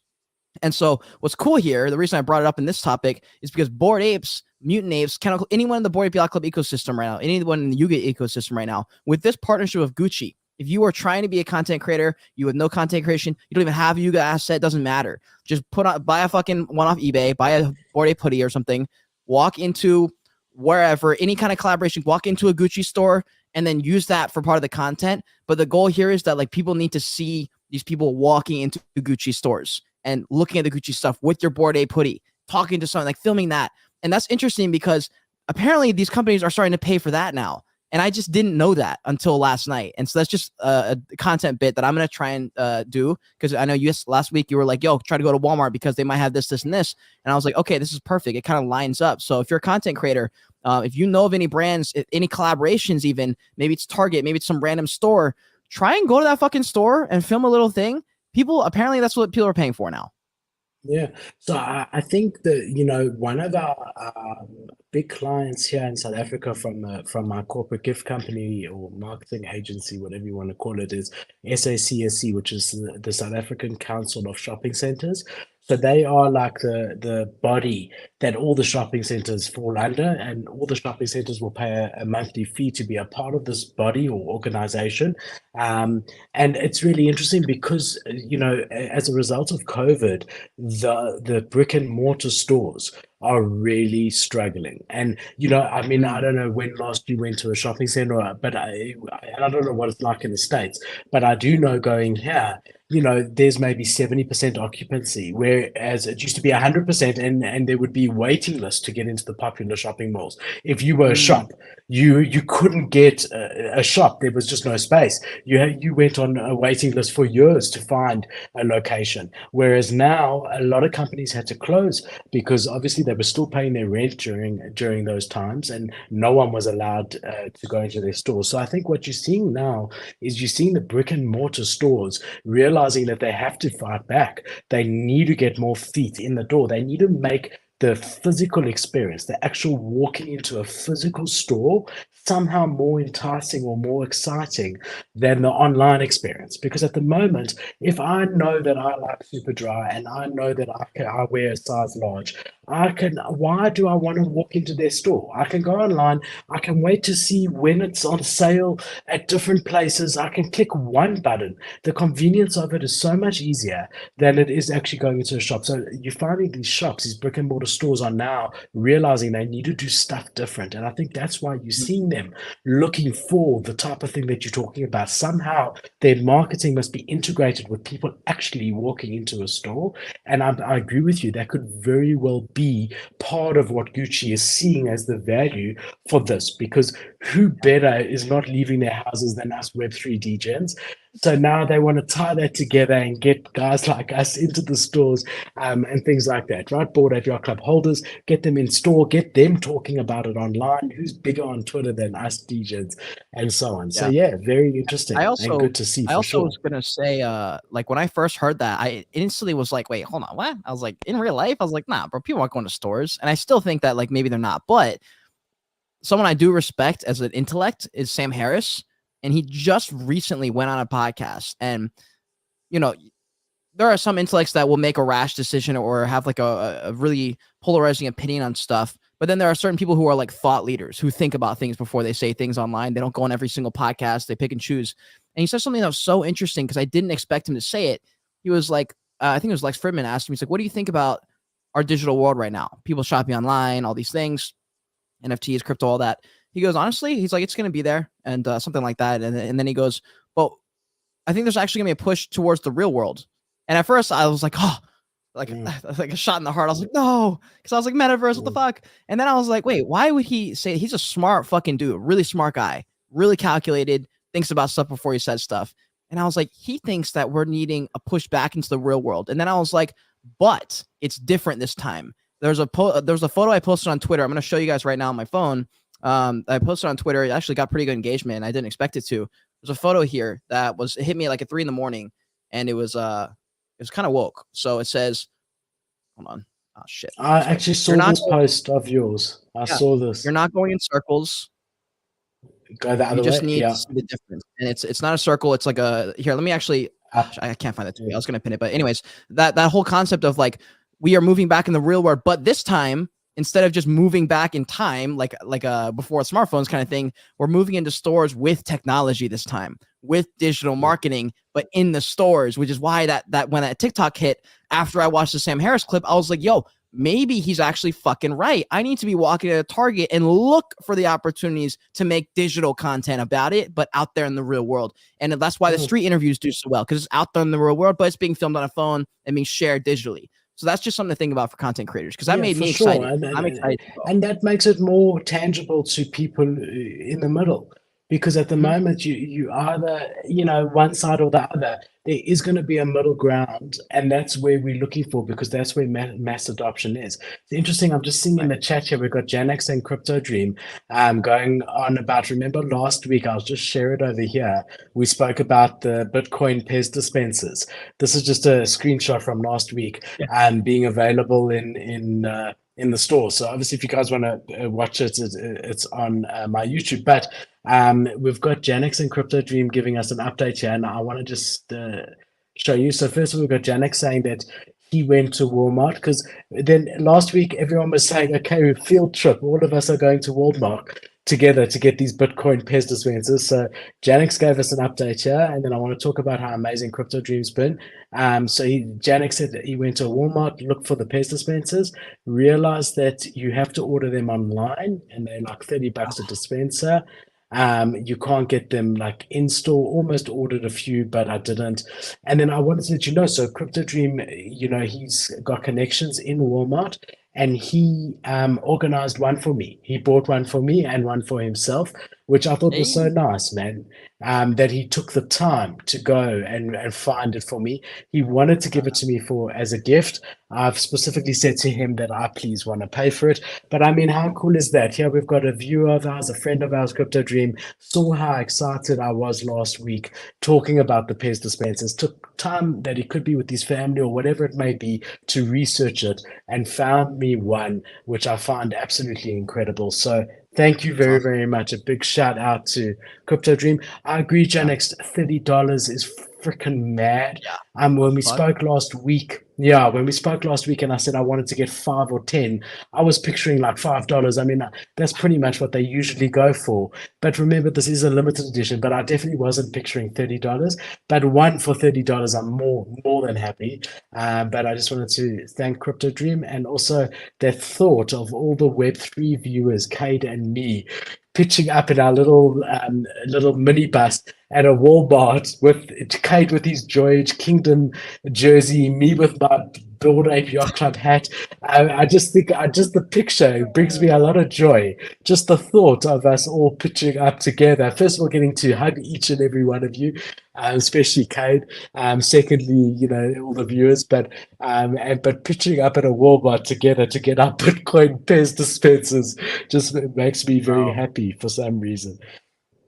Shout out to Crypto Dream and Janix. Shout out Crypto Dream. He's also my level 3 membership on YouTube, or subscription membership. I don't know what it's exactly called. So shout out to you because you're supporting me a lot with that. And also, I was gonna say, I saw his message. He was like, "When are we gonna get Joy Age into like the stores?" And I was like, "Damn, bro, I could do. I could literally, like in New York, for example, I could just like walk into a store, just have 3 of my shirts in my hand, and just fucking put it on a shelf and see how long it'll be there, and take a photo or take a video, and be like, yo, if you're in New York right now, come to this store. You can find Joy Age close in here. I don't know how you're gonna get it out because they're gonna think you stole it, but then be like, yo, no, he left it here. Maybe you can get away with it." That actually might be a fun little activation. And that'd be, look, that's like fun content. You know what I mean? Like, that's cool. Like, you could do that in Gucci And right now. You also could film afterwards, yourself. you can say to Primark or whatever that store is, a Target, you can say, look, here I got 30 people to come to your store. Don't you want to Mm, keep my merchandise? So give true. those 3 away with Target's Mm, permission or whatever. Show them that you can bring people into their store, because what's going to happen, the same way like every layout is shown in a store to make you buy more, and they could yeah. put yours somewhere where the guy's also going to need underpants while he's there, or whatever that shop's known for, or sleeping shirts. But you can say, look, I've got 30 people into your store. Come on, let's stock my stuff. Here, I'll give you 100 at no charge. And whatever you sell, we split the profit or we split the cost or whatever, 50-50. So it's Oh, yeah. definitely a way to do it. One thing is that Crypto Dream on your level 3 when he's only on my level 1. I'm going to have Damn. to talk Well, to what do him you offer about though that. for your level 3? I, What do you offer in your I level 3? offer everything you offer plus a lot more on my level 3. What is that? What is it that I offer though? I've got no idea what you offer. All I'm Oh, you saying get is that some he's only content from level me though. 1 of mine. Huh? It's because you don't offer enough on level 3 then. I do. You get a one-on-one consultation with me, bro. For like that's worth money. I've got a Bachelor of Commerce marketing degree. I've run a successful business that I've built from nothing with no investment successfully for 20 years, and I know the Web3 space. And you get a 1 hour consultation with me. I mean, Do you that get to record alone it, has got to use it have for value. content? You can record it, sure. If he wants to record it, he can record it. Is that laid out specifically that you can record it for your content, and I'm I'll laying probably it out record for my now. content and post it? I'm laying it out Damn, now.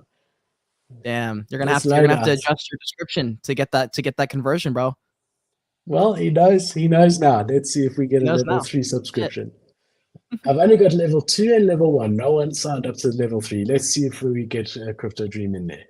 All right, let's look at this. Another Web 2. We're talking about getting people in stores or physical meeting together with Web 3, which both Kane and I are saying that we think that this is probably the way that we're going to see mass adoption, the merging of the two worlds. So a big news story, which we actually spoke about 6 months ago, Cade, and we were both really bullish about them, was Ticketmaster, right? We've always said that NFTs are a great ticket.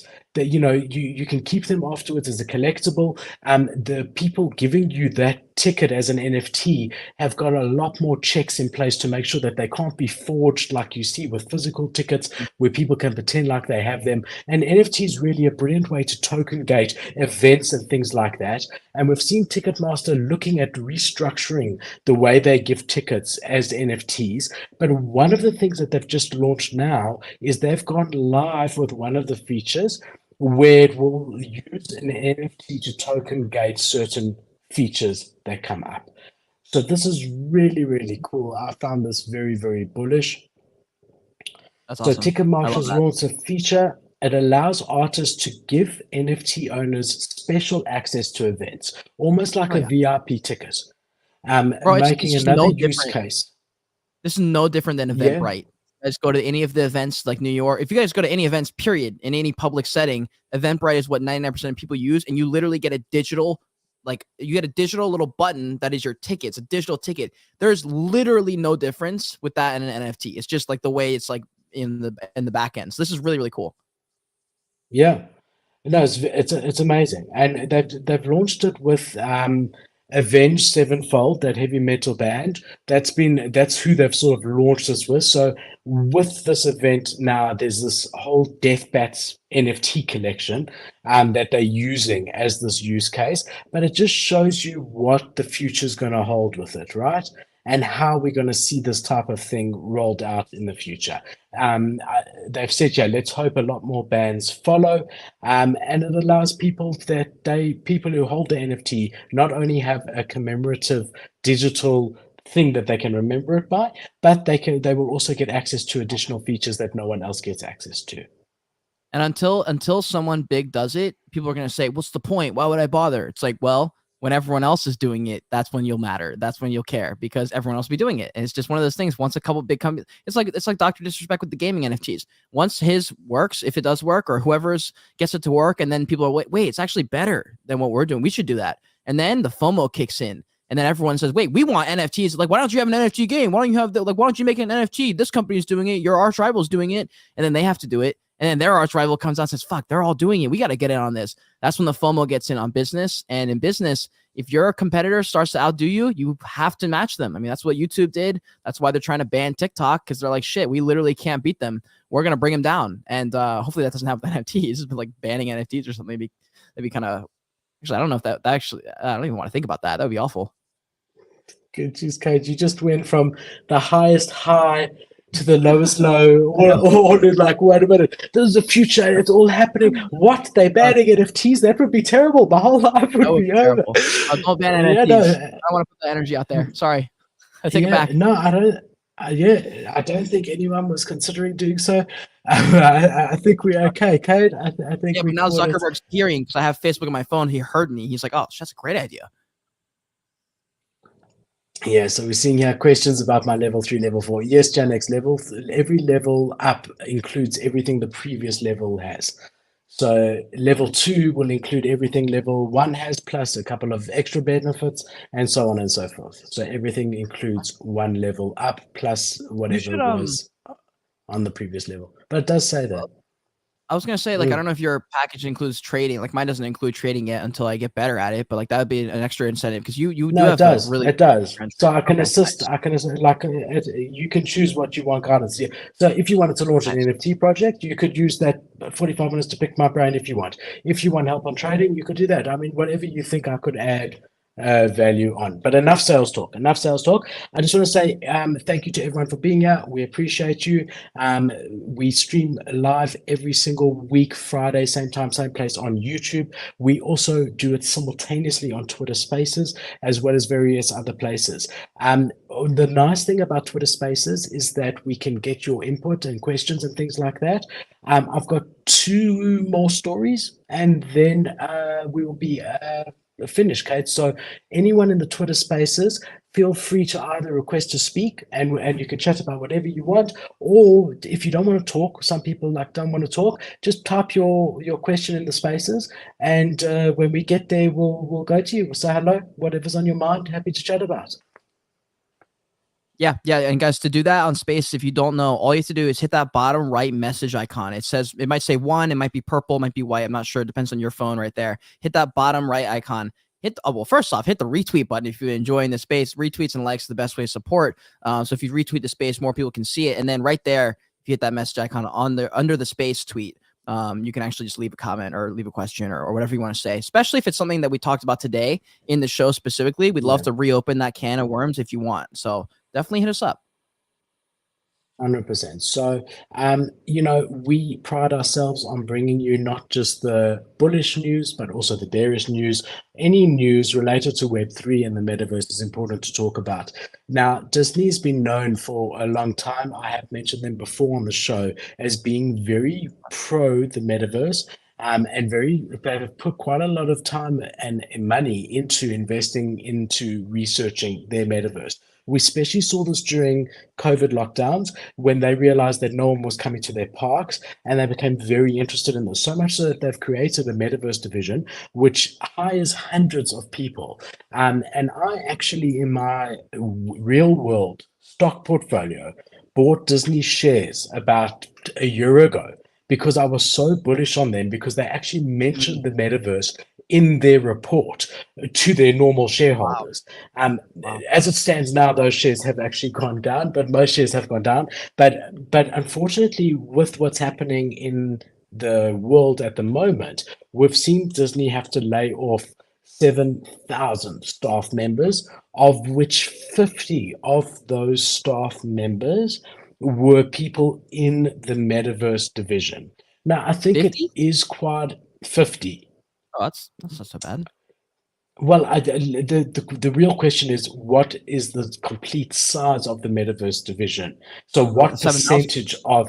No. So they laid off in total, Disney themselves laid off 7,000 people across their entire business, of which 50 of those were from the metaverse division.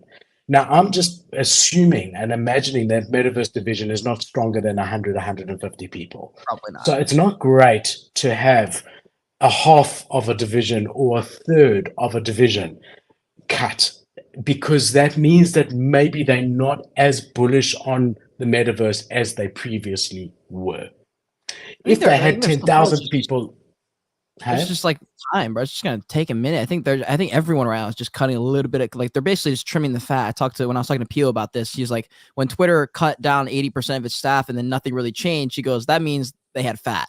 And he goes, for every company right now, they're realizing they got to trim some fat. And I think that's what it is. There's probably, 30 people who are crushing it, and all the 50 that they fired are kind of like, yeah, you were great, but we don't really need you. Like, you're not actually doing much, and I think that's a lot of tech jobs. I mean, even the ones that are needed sometimes are getting cut just because they're not ultimately 100% necessary for a world that's being built that's going to take another 10 years. They're like, look, the market will come back. The interest will come back. When it does, we'll rehire. Right now, there's no interest and there's no benefit to having this many people right now. Okay, so I just typed into Google how many people in Disney's metaverse division, and they say around 50 employees. Oh, fuck. No. Hold on. Wait. The team is thought to have been made up of around 50 employees, and was exploring how Disney... I just asked Google. Fuck the merge, bro. The merge is a fucking liar. Click on another one. Merge. I don't trust the merge. What are they? What are they merging? Oh, okay, no, it says the entire metaverse division right below it. Yeah. Well, I mean, again, we don't really know. No, bro, just close this out. No, just close the segment. We're just gonna nobody talk about this side. We're just gonna move on. Well, look, I mean, I think we've done our job in bringing you the news, and I doubt they laying off the entire division. They've invested too much in it, but I do think it's a big amount of the division. I think that is important to keep in mind. Then moving swiftly on, we've got Blur leading us on. I mean, I'm not Blur farming so much. I have done that a little bit, but I'm not like Machi Big Brother here who's spending millions and every day, all day. I don't have millions and I don't have every day, all day. However, I would be quite upset if I was expecting to only get double my points for 4 weeks and then I work for 4 weeks to get as many points as I can. And at 3.5 weeks, they come and say, hold on, we're extending it another month. Because now, first of all, I have to do that for another month. But second of all, and the bigger problem over here is that it means that more people have more chance to get points. There's going to be more points in circulation because there's now another month to earn points, which means the points that have been earned to date are going to be worth less than they would have been if this had ended when it was supposed to end. Now, I mean, you guys know me. I don't mind things being changed if things weren't promised up front. But the same as my FUD with Moonbirds was because certain things were promised and changed after the fact, substantial things. I think that's the same here. I mean, I'm not as angry. I'm just saying, I don't think it's fair to the people who have been actively farming to now all of a sudden extend it for another month and release more of these double point tokens into the ecosystem. Do you have the second announcement that maybe would explain this from the Degods? Do I have the second announcement from Degods? Yeah, so I was gonna say, well, this if you want to Blur, make so right? yes, Degods and Blur. So it just saw this like this morning, like a couple hours ago. But Degods just put an announcement. Degods has some kind of collaboration with Blur, and that's all they said. But they made an official tweet on Degods' official Twitter and said Degods times Blur. And I said, oh shit, that's what's going on here. So I think that's probably why they extended it, because they're like, fuck it, let's extend this a little bit. You know, like Degods and Yuga have a lot of fucking energy right now. It was, and I'm not 100%. It's either Degods or it's Frank, one of the two guys, whoever's like, but it was their official account. But if you go down, I see that chat, but I must be on. So it says Degod is migrating to Ethereum tomorrow. Set a reminder. That's from Blur, and they had a spaces discussing their partnership. No, here it is. But I don't agree with you that that's the reason for Blur. I think you're giving too much weight to. I do think that we actually saw this with their first airdrop as well. They were supposed to launch and then they delayed it and delayed it and delayed it. From their side, it just makes sense. They want to keep it as much trading as possible for as long as possible, right? That's what they're trying to do here. Blur. So for them, it sort of makes sense to say, okay, you know what? Let's just say, Kate, when the second airdrop happens, what are they going to do to incentivize the trading on Blur? They're going to have a third airdrop, or do they just continue this? So to stretch it out as long as possible to keep that trading going on, sort of makes sense. It's just they could have said from the beginning, look, we're not giving an end date to this, but instead they said double points until the end of March, and now they've come out and said, no, we're now increasing that until the end of May. I think what they're trying to do is get some muscle memory for these traders, because these traders, I think what they're trying to do, also, if you want to, yeah, there, I was going to say, we don't have to be so tiny, but with Blur, I think because Zeneca is like in charge of a lot of the stuff with Blur, I think that what they're really trying to do, because he's a pretty big brand builder, I feel like he knows what he's doing, and I want to believe it's not just for like silly purposes and dumb decision making. I think it's because all they want to do is get people using Blur a lot for a few months straight, to where they're like, man, this is just better than OpenSea. I'm just going to keep going here. Like, and it becomes less about the rewards at a certain point. And I think by the time May rolls around, they're just gonna be like, oh, great, like I got a few extra points here, but I fuck with Blur a lot, actually. And then maybe the rewards don't need to be as important. But I think they're just working on the muscle memory of working on Blur and, I agree. And trading on Blur. I think that's definitely true.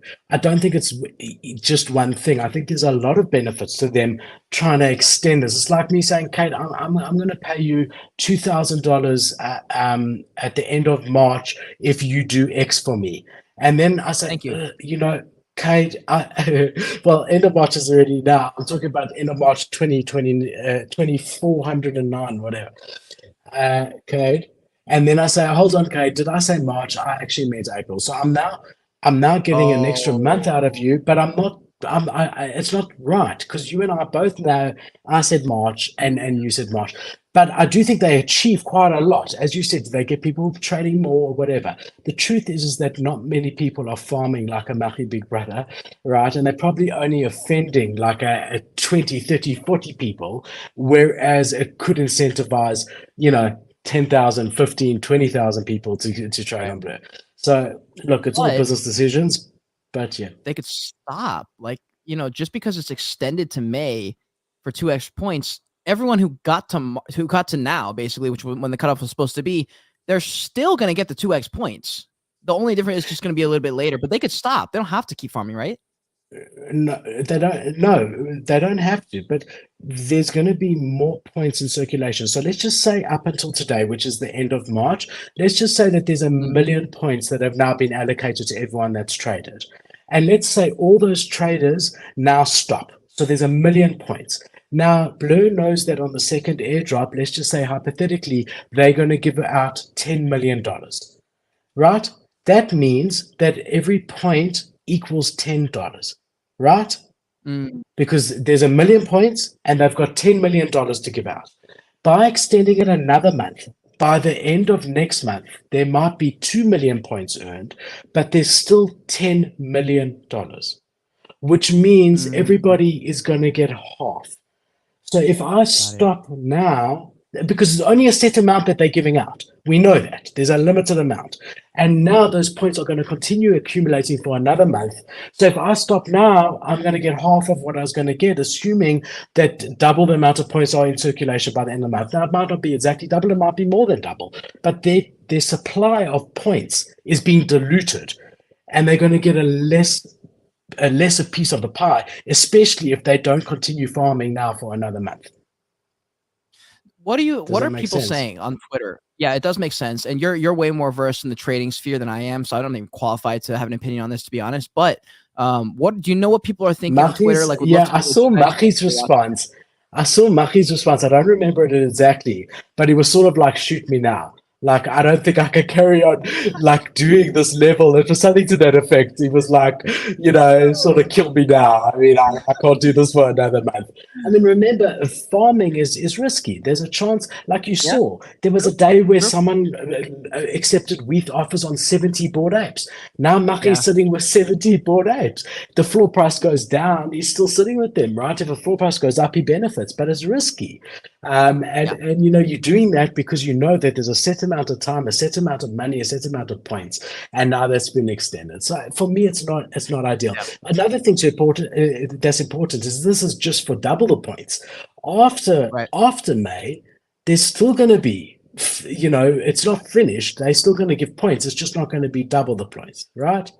Yeah. And I think at that point, people will just like Blur more. And so it's not going to, I don't think it's going to be as big of a deal once. I think people are looking forward to it in a negative way when the rewards stop coming. But I think in the same way that Bored Apes gave a lot of, like, you know, value or utility back through these NFTs in the very beginning, people who took the biggest W got it after those first few drops, right? The mutant apes and the kennels, and like those first few drops were like super monetarily incentivized and advantageous for holders. And then as the months and years dragged on, the Bored Apes, like, you know, utility has sort of just become less and less crazy. Like, there's not been another mutant ape drop kind of thing, or like that's. But they still love Bored Apes because of the benefits that they got in the beginning. They said, well, Bored Apes gave me all this stuff because I held. I think it's a similar style with Blur. And I think the reason I say that is because Zeneca was an OG ape from the Bored Apes. And a lot of the people on the Blur team have, you know, experience in the Bored Ape ecosystem, the Yuga ecosystem. I think they're just taking a lot of those lessons and those things that worked for the Bored Apes and saying, yo, this might work for a marketplace because no one has done it. Like OpenSea hasn't done a coin. If we do something like this and then we are now the market leaders, OpenSea copies us. Now we're the big dogs and they're our derivative. Listen, they've proven that incentivizing people financially works. They've gone from not existing, where OpenSea held 95% of the trading volume, to being arguably one of the bigger exchanges, or at least equivalent to OpenSea. As a result of this, the problem with incentivizing people financially, which Yuga is going to find as well as Blur, is that there always becomes more needed to incentivize the same people. So let's say you gave the person $1 to do X. Next time around, you have to give him $2 to do X. Next time around, $4, that same person, until it becomes unsustainable. And that's the problem with financial reward, is the only motivator, right? So there has to be more there. And I think they're trying to figure that out along the way. Different utility, not just financial. So it might initially captivate an audience very much, and it does, But does it sustain an audience long term if you're not continually increasing the rewards? Now, Bored Ape Yacht Club has continually increased the rewards up to date, but at some point it's just not sustainable anymore. How are they going to top giving everyone $100,000 like they gave them in ApeCoin? How are they going to top that? By collaborating with Gucci By giving and them doing some cooler, different style so things, that's what right? you're And that's where seeing. Blur, Exactly. yeah, They're trying to now pivot from it just being financial Mm. to something else because financial alone is not sustainable long term without increasing the incentive financially. Agreed. And Blur, I think, is buying some time. They're like, okay, how can we build our brands now that people fuck with us because we gave them a lot of money and they like our marketplace? I mean, if I was a trader, I'd be on Blur. I would not be on OpenSea. Why would I be on OpenSea when I could be on Blur, like getting some benefits, you know? And I think as a trader, I would be on Blur. And honestly, like if OpenSea doesn't do a lot of cool stuff, I'll probably just move on to Blur because everyone I know is on Blur. You know, and that's when if Blur starts getting some cool activations, maybe they even drop an NFT that like gives you a little bit of more of like a brand or like more of a communal style thing. Because I would argue right now, Blur has a stronger brand and / community than OpenSea does. I don't think OpenSea has a community at all. OpenSea feels like they're up here and their community's down here. Whereas Blur, it's like, yo, we're trying to help y'all. It's like a communal feel, and I think that's a huge play. And I think there's gonna be some cool stuff. I think the clever, there's been a lot of clever things that Blur has done. And I think that it's a really good use case, and will be studied, you know, as far as Web3 goes, and also how to disrupt the big boys when you come into any space that's new or anything to that effect. But I think they realize something fundamental, which is people do not like change, and they realize that people were used to OpenSea. And how do you get someone to come from somewhere they're comfortable and understands, especially in a risky space like Web3 and NFT? How do we get people to come from that to something new? Because people don't like change. And so they've done that very well. We're going to reward, we're going to have better benefits on our platform. They claim it to be so much faster and so on and so forth. It's not the fastest platform I've ever seen. But in the end of the day, it's like you said, it's getting people onto their platform to try it out so that it's not so new and scary anymore. It's not so daunting. It's like, okay, I sort of get it. So yeah, very interesting to see. The biggest question is going to be fast forward a year from today. Where is Blur going to be? There's no more airdrops coming from Blur. Their token is worth a lot less than it is at the moment. Where are people going to enjoy trading more? And that remains to be seen. 100%, dude. And I saw Crypto Dreams up here on the stage, so he'll be coming on at some point. That's really cool. So my last story is actually one that Crypto Dream sent to me. So I'm gonna do it, and then I'd love to discuss it with Crypto Dream and also discuss whatever he wants to discuss. But he actually sent this to me, and I just saw it before the show, and I think it's interesting. It's not a really feel good story, but again, it's something important. You know, we're not here just to make you feel good. So first of all, credit to Crypto Dream for sending this to me. It's from Watch Your Guru, and it says here, user government is going to sell 41,500 Bitcoin, which equates at today's value to $1.2 billion, connected to Silk Road. So, you know, basically this Bitcoin was seized by the US government, and the US government with this amount of Bitcoin actually is one of the largest holders of Bitcoin. And they now finally at the stage where they're going to be offloading this Bitcoin and converting it into dollars. Now, it's a lot of money to convert, and it could temporarily affect the floor price. Now, we saw the same sort of concern with the Mt. Gox Bitcoin, and that is slowly being sold off, and we are seeing that. But despite that, we've seen cryptocurrency holding up quite nicely recently. So it is going to be interesting to see exactly the effect that this has. Yeah, but they've already sold 10,000 of this Bitcoin for a total of $250 million on the 14th of March. And they're planning on liquidating the further 41,490 Bitcoin in 4 different batches this calendar year. I do think that credit where credit due, that they haven't just dumped this on the market in one batch, but it's also selfish. It could, because they know if they dump it in one batch, they'll get less for it. So they've chosen to do it in four different batches. But yeah, very interesting story and definitely something to be aware of. I'm so down for the US government not having Bitcoin. Like I'm super down for that because it reduces their market share that they have in Bitcoin. I'd rather them not have 41,000 Bitcoin because they have control over Bitcoin a little bit. If they have 41,000 of them, that's a ton of Bitcoin. So if US government's not holding it, and instead it's entrepreneurs, millionaires, like people just a little bit more dispersed and decentralized, I like that idea. I like that way better than the US government owning 41,000. You know what would be absolutely amazing, and what I would like more is for them to tweet out, "We are so bullish on Bitcoin, we're not selling." I mean, imagine that. Imagine that them doing diamond hand emojis saying we are not selling our Bitcoin. That for me would be bullish. That would be, Bro. something that would just. Come I on, know I Joe. live in a dream world. That wouldn't Bro, happen. Sleepy The Joe's guy gonna do doesn't it. even. He can't even get out of bed. I don't know how that guy's Oh running the country. no. It's incredible. Let's open it up. I want to speak. Let's speak to Crypto Dream. Let's hear what he has to say. Yeah, I was gonna first ask you, how on earth are we going to do this thing? Ship you that Bitcoin pass? True.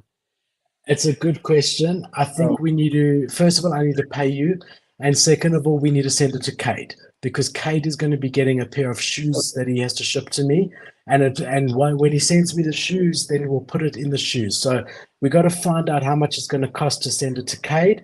Then I need to pay you for the dispenser and the shipping, and then you can send it off for me to Cade. But I appreciate you so much for getting it.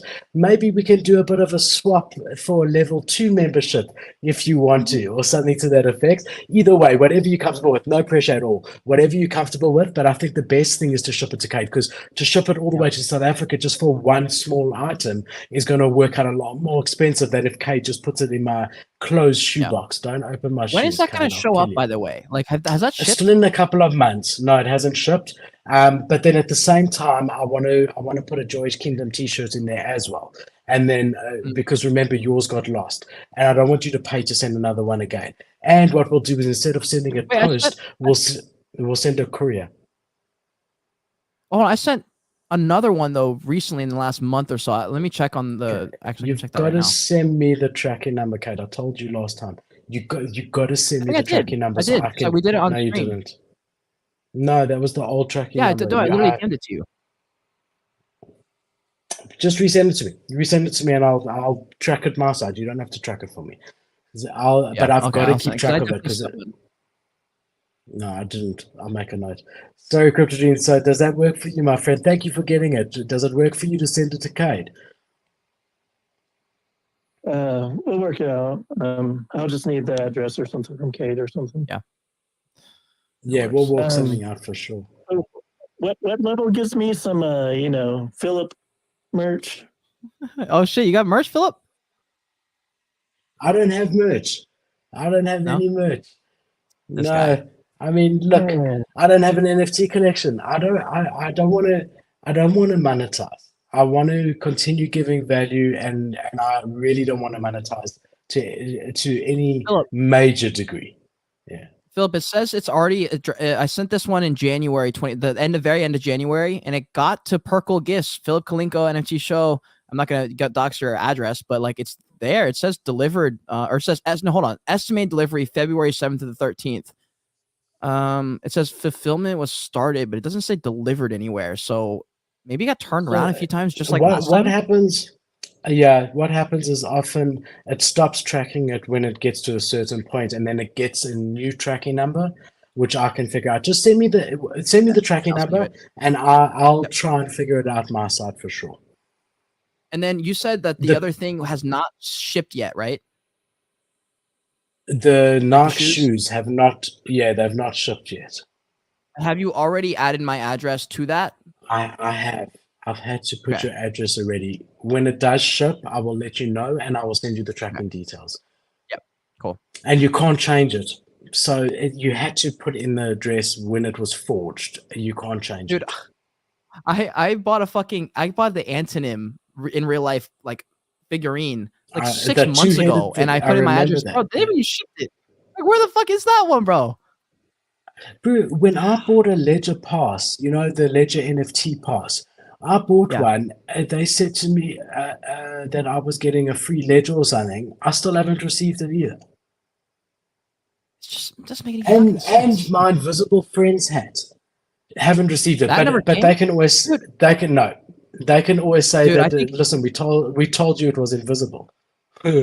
I think well, I think it might be actually your address, bro, because I've sent you now 2 shirts that have seemingly disappeared or something. So it might be you might need a PO box or something instead, because I don't think they're getting to you. No, I've got a PO box, bro. The guy behind me, Interesting. my monkey, he came to me. My VFriend cards on the other side, they came to me. Both the things behind me. My Puma tracksuit top came to me. All my Bored Ape merch, the hat behind me came to me. It's just I have to actively keep an eye on the tracking, and because I don't get notification from the local post office when it's there. So I have to keep an eye on it and know, okay, it's now at this post office, and send someone to collect it. I don't get notified when it gets to a post office. So unless I'm tracking it actively, I don't get it. So just send me the tracking number and I'll get it for sure. And then Crypto Dream, I was gonna say, if for the shoes, like that's gonna be a minute. So just fucking ship me the Pez thing. I'm just gonna send it to Philip separately, because that's gonna be so long, and I'd rather just get it to him earlier. So No, Kate, stop sending me stuff. It's a mission for me to track stuff. Just hold on to it and send me everything at once. That's what I said to you about the Droid stuff. You said Bro, you want I'm to send never gonna get it, bro. beanies for the kids. I'm never You said gonna get it. beanies for the kids. I said don't spend money to ship it.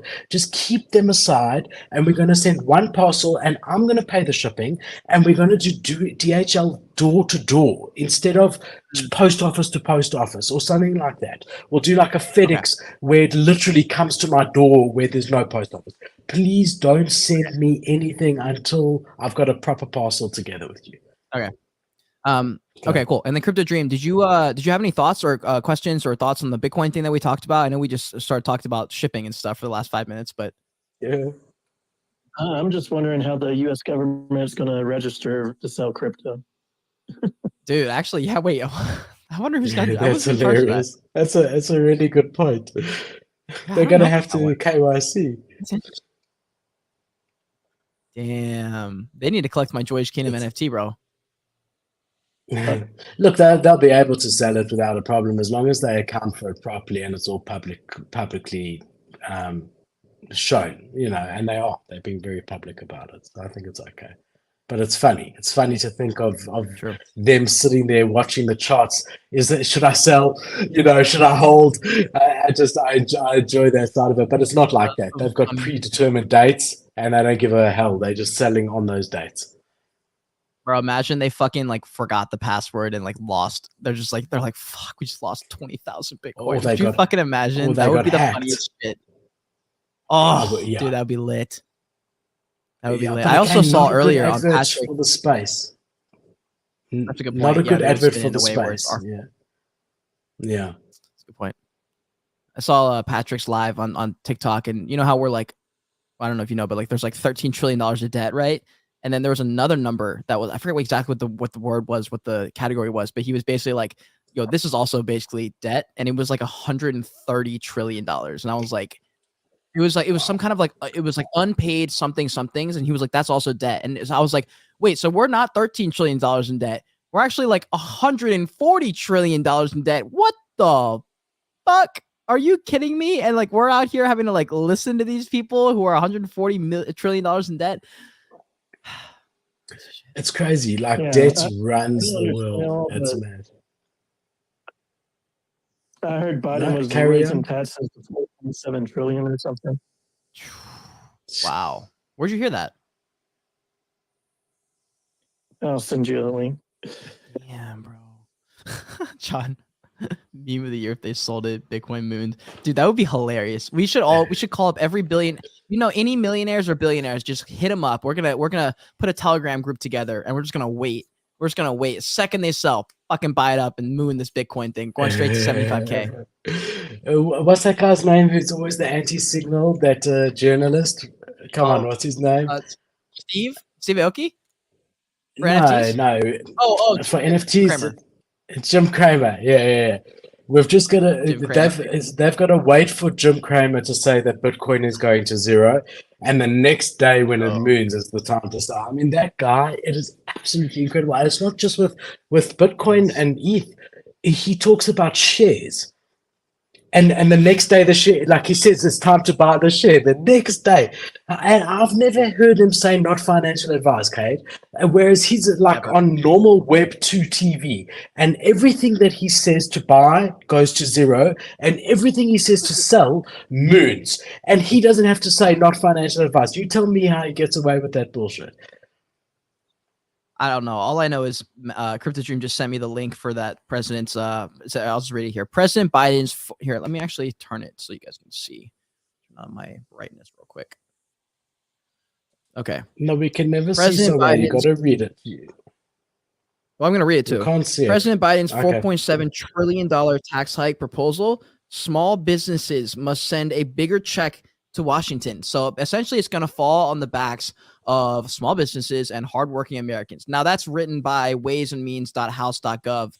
I'm not sure who that is. It is a .gov website, so it's interesting that they're taking an approach that kind of frames it this way. But damn, $4.7 trillion tax hike proposal. Good God, bro. Like, it's wild just because, like, the difference in media, like, if this was put on by Trump, for example, my God, like the media would just be like, are you kidding me? Like, haven't you already killed enough? Like, haven't you already done this and that? And it's just like Biden doesn't nothing, bro. I don't crickets.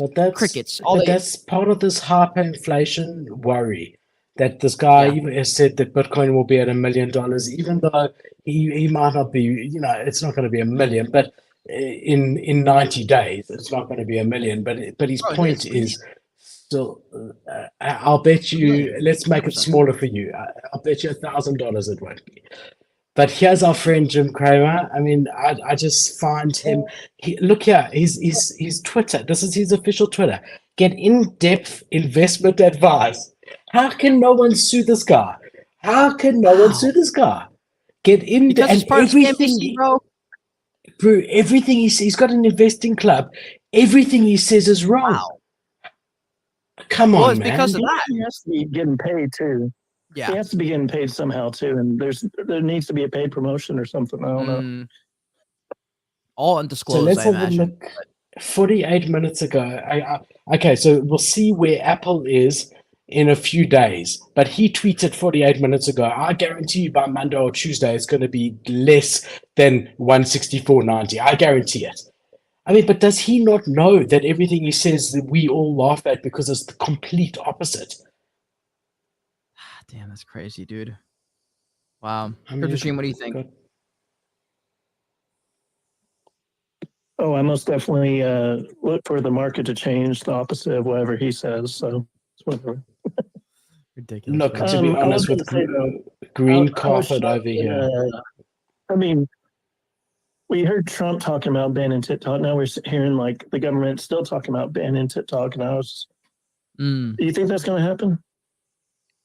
Dude, that one is tough because I've been watching and like actively looking for people that I look to who have good advice / good perspectives on things on both sides. And I'm seeing people on both sides that I trust that I'm like, okay, this guy would be right or this girl would be right. And I'm hearing it literally split down the middle. Like some people are like, yo, this is really bad because government's bipartisan on this and they literally all want TikTok to eat shit. He goes, that's literally never happened. And so that's very scary because that does not happen ever. And he was like, and the fact that they're just blatantly ignoring the fact that TikTok CEOs out here debunking everything they're saying in court live on TV, then they set them up for sound bites and then lose the sound bites, go viral for the wrong reason.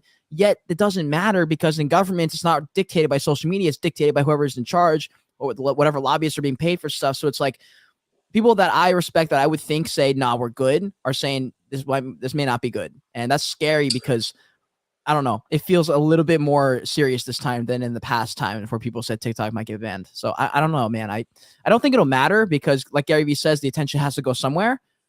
But dude, losing TikTok would really suck. Listen, I think it's important to say something, right?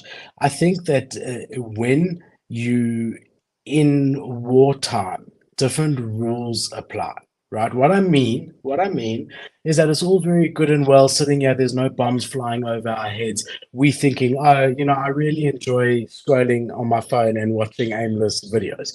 However, if it was in the middle of wartime and the government came out to you and said that potential scrolling could in effect jeopardize the national security of the United States of America, you guys will be more than happy to say, look, let's get rid of this app if it legitimately does that. Now, their case for this, if true, is incredibly concerning for your own well-being. I'm not in America. I don't get, my government can't even keep the lights on. They're not even looking at TikTok. They don't even know like whether we're being tracked. No one cares about us. Right? I'm in South Africa. I'm in Africa. We're just trying to keep the lights on and not get shot on our way to work. That's pretty much what I got to do every day, is make sure that no one in my family gets, God forbid, whatever. So all I'm saying is that if there is any merit to what the American government is concerned about, that this app is being used to garner information on American citizens that is going to be used against them in a cyber war,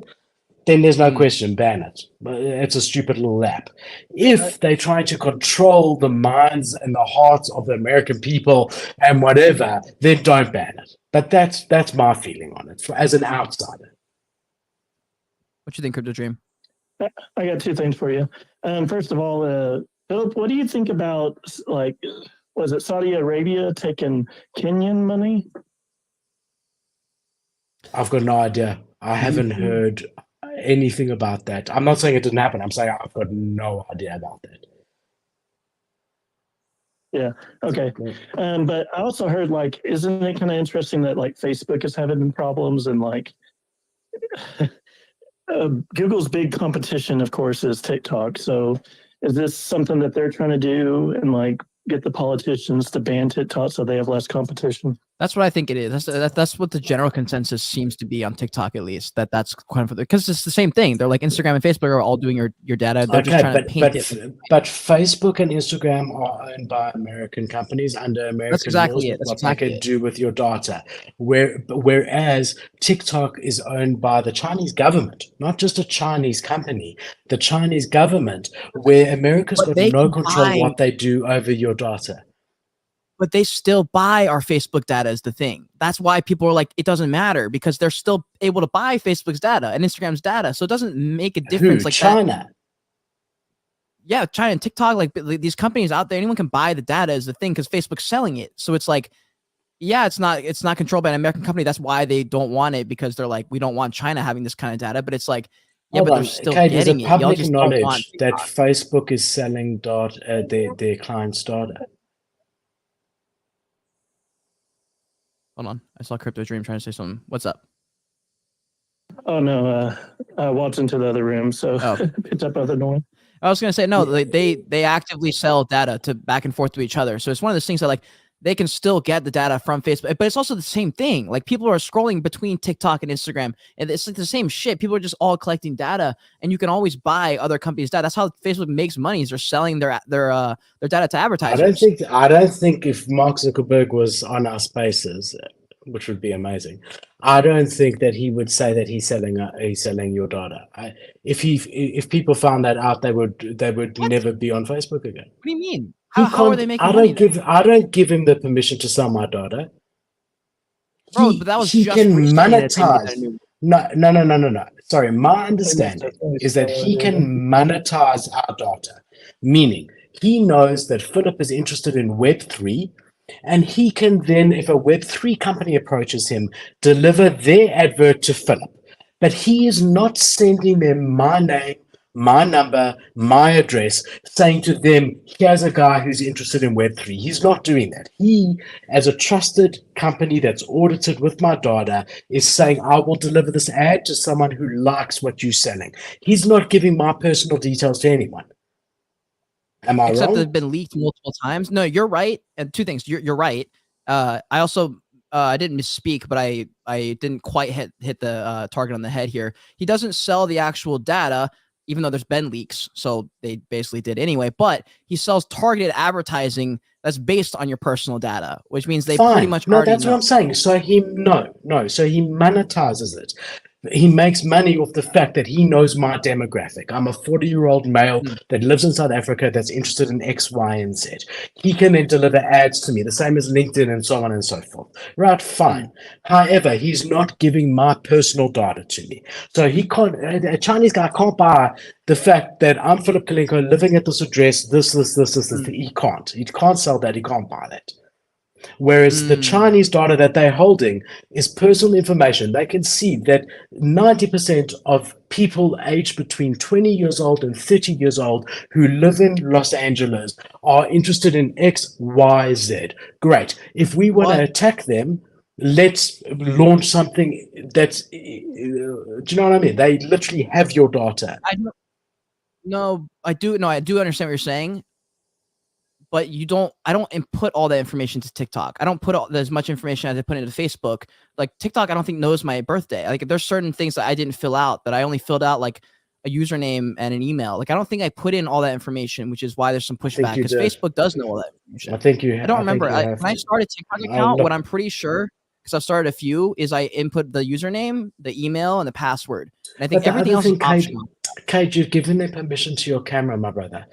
So in effect, if the Chinese government wanted to, it's public. Hey, no, your camera.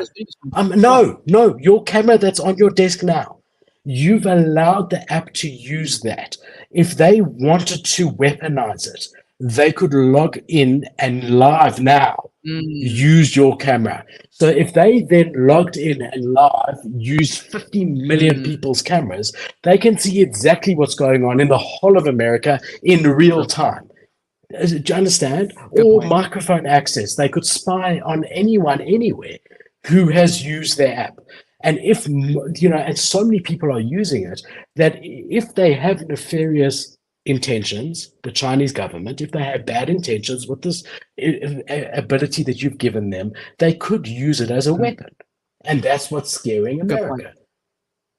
That's a great point. I didn't even think about that side. However, also to add to that point,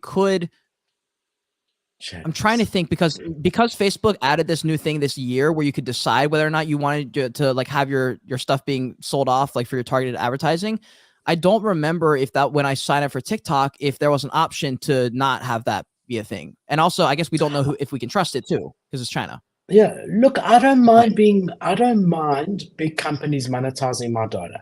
If I willingly give my interests to a news app, let's just say any news app, and I want them to deliver content that is technology related, because that's what I've said I'm interested in, I expect to get technology related adverts. I expect that because I've told them my interest and that's what I'm interested in. I don't mind that. What scares me and would be a problem is if they gave my personal data, or if a company that was registered in another country had bad intentions and wanted to use my camera, my microphone, and things for whatever they want. The counter argument to that is that apparently they say Alexa does that anyway, spies on all of us. I don't know. That's bro. the question. It's like, the question is like, do we trust American government as much as we like? They're saying like, we don't want China to do it, but it's okay if we kind of have that access too. Look, if you're American, you'd rather have the American government spying on you. They don't really care what Cade and Philip are doing right now. If you're American, you'd rather have the American government spying on you.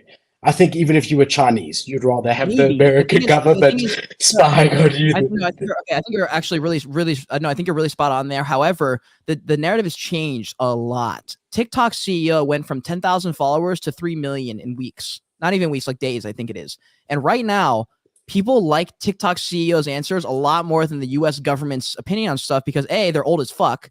TikTok CEO is like a 40-year-old dude who gets social media, and the way he's lining things up is that, hey, we're not actually doing anything nefarious. So whether or not they are or not, the public sentiment is we would rather TikTok have it than Instagram, even though China owns it.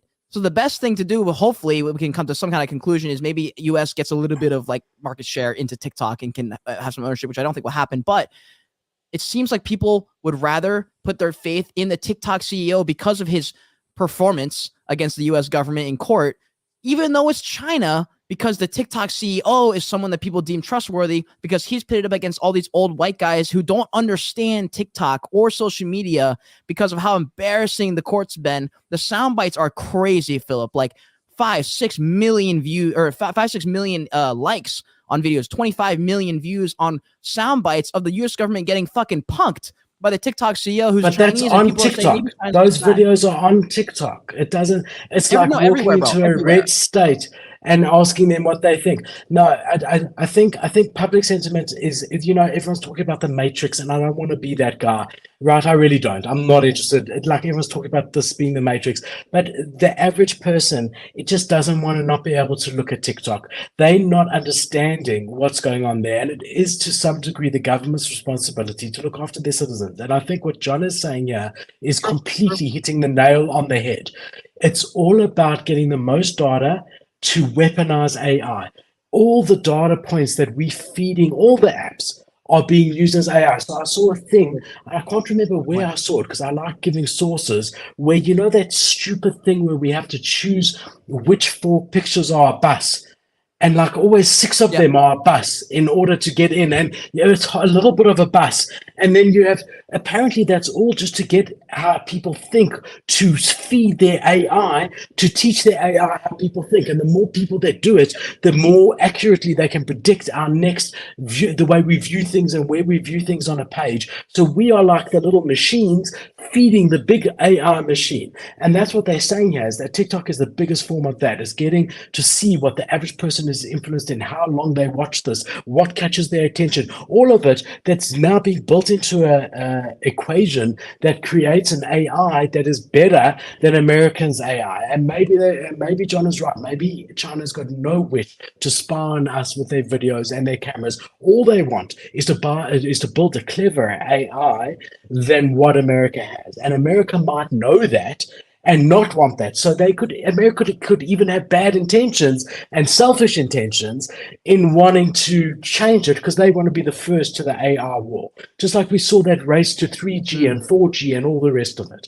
So there's a lot more going on than meets the eye. And the fact that 5 million people who love TikTok are upset about it is irrelevant. It really doesn't matter. At the end of the day, it would be really interesting to know exactly what's going on here, exactly what China's intentions are, exactly what America's intentions are, and we'll never really know that. But it is interesting. It's really interesting to discuss and to try and, yeah. I was gonna say your camera keeps cutting in and out, and it might be your battery might be dying potentially. Might be. Don't know. Maybe that's a message, Kate. I mean, we're going 2 hours now. Dude, I'm sick as a dog. I've taken so much medicine today. I'm happy to end it. Thank you to everybody. Crypto Dream, thanks for your input. Thank you for organizing my Pez dispenser. Everyone, thank you for watching. We will join you here next week, same time, same place. You never know what's going to happen. I mean, that was a half an hour rant that I loved. Thank you, Crypto Dream, for spurring that on. We'll see you all here next week, same time, same place. Keep well, keep kind, and we'll see you soon. Thanks, guys. Peace. Smash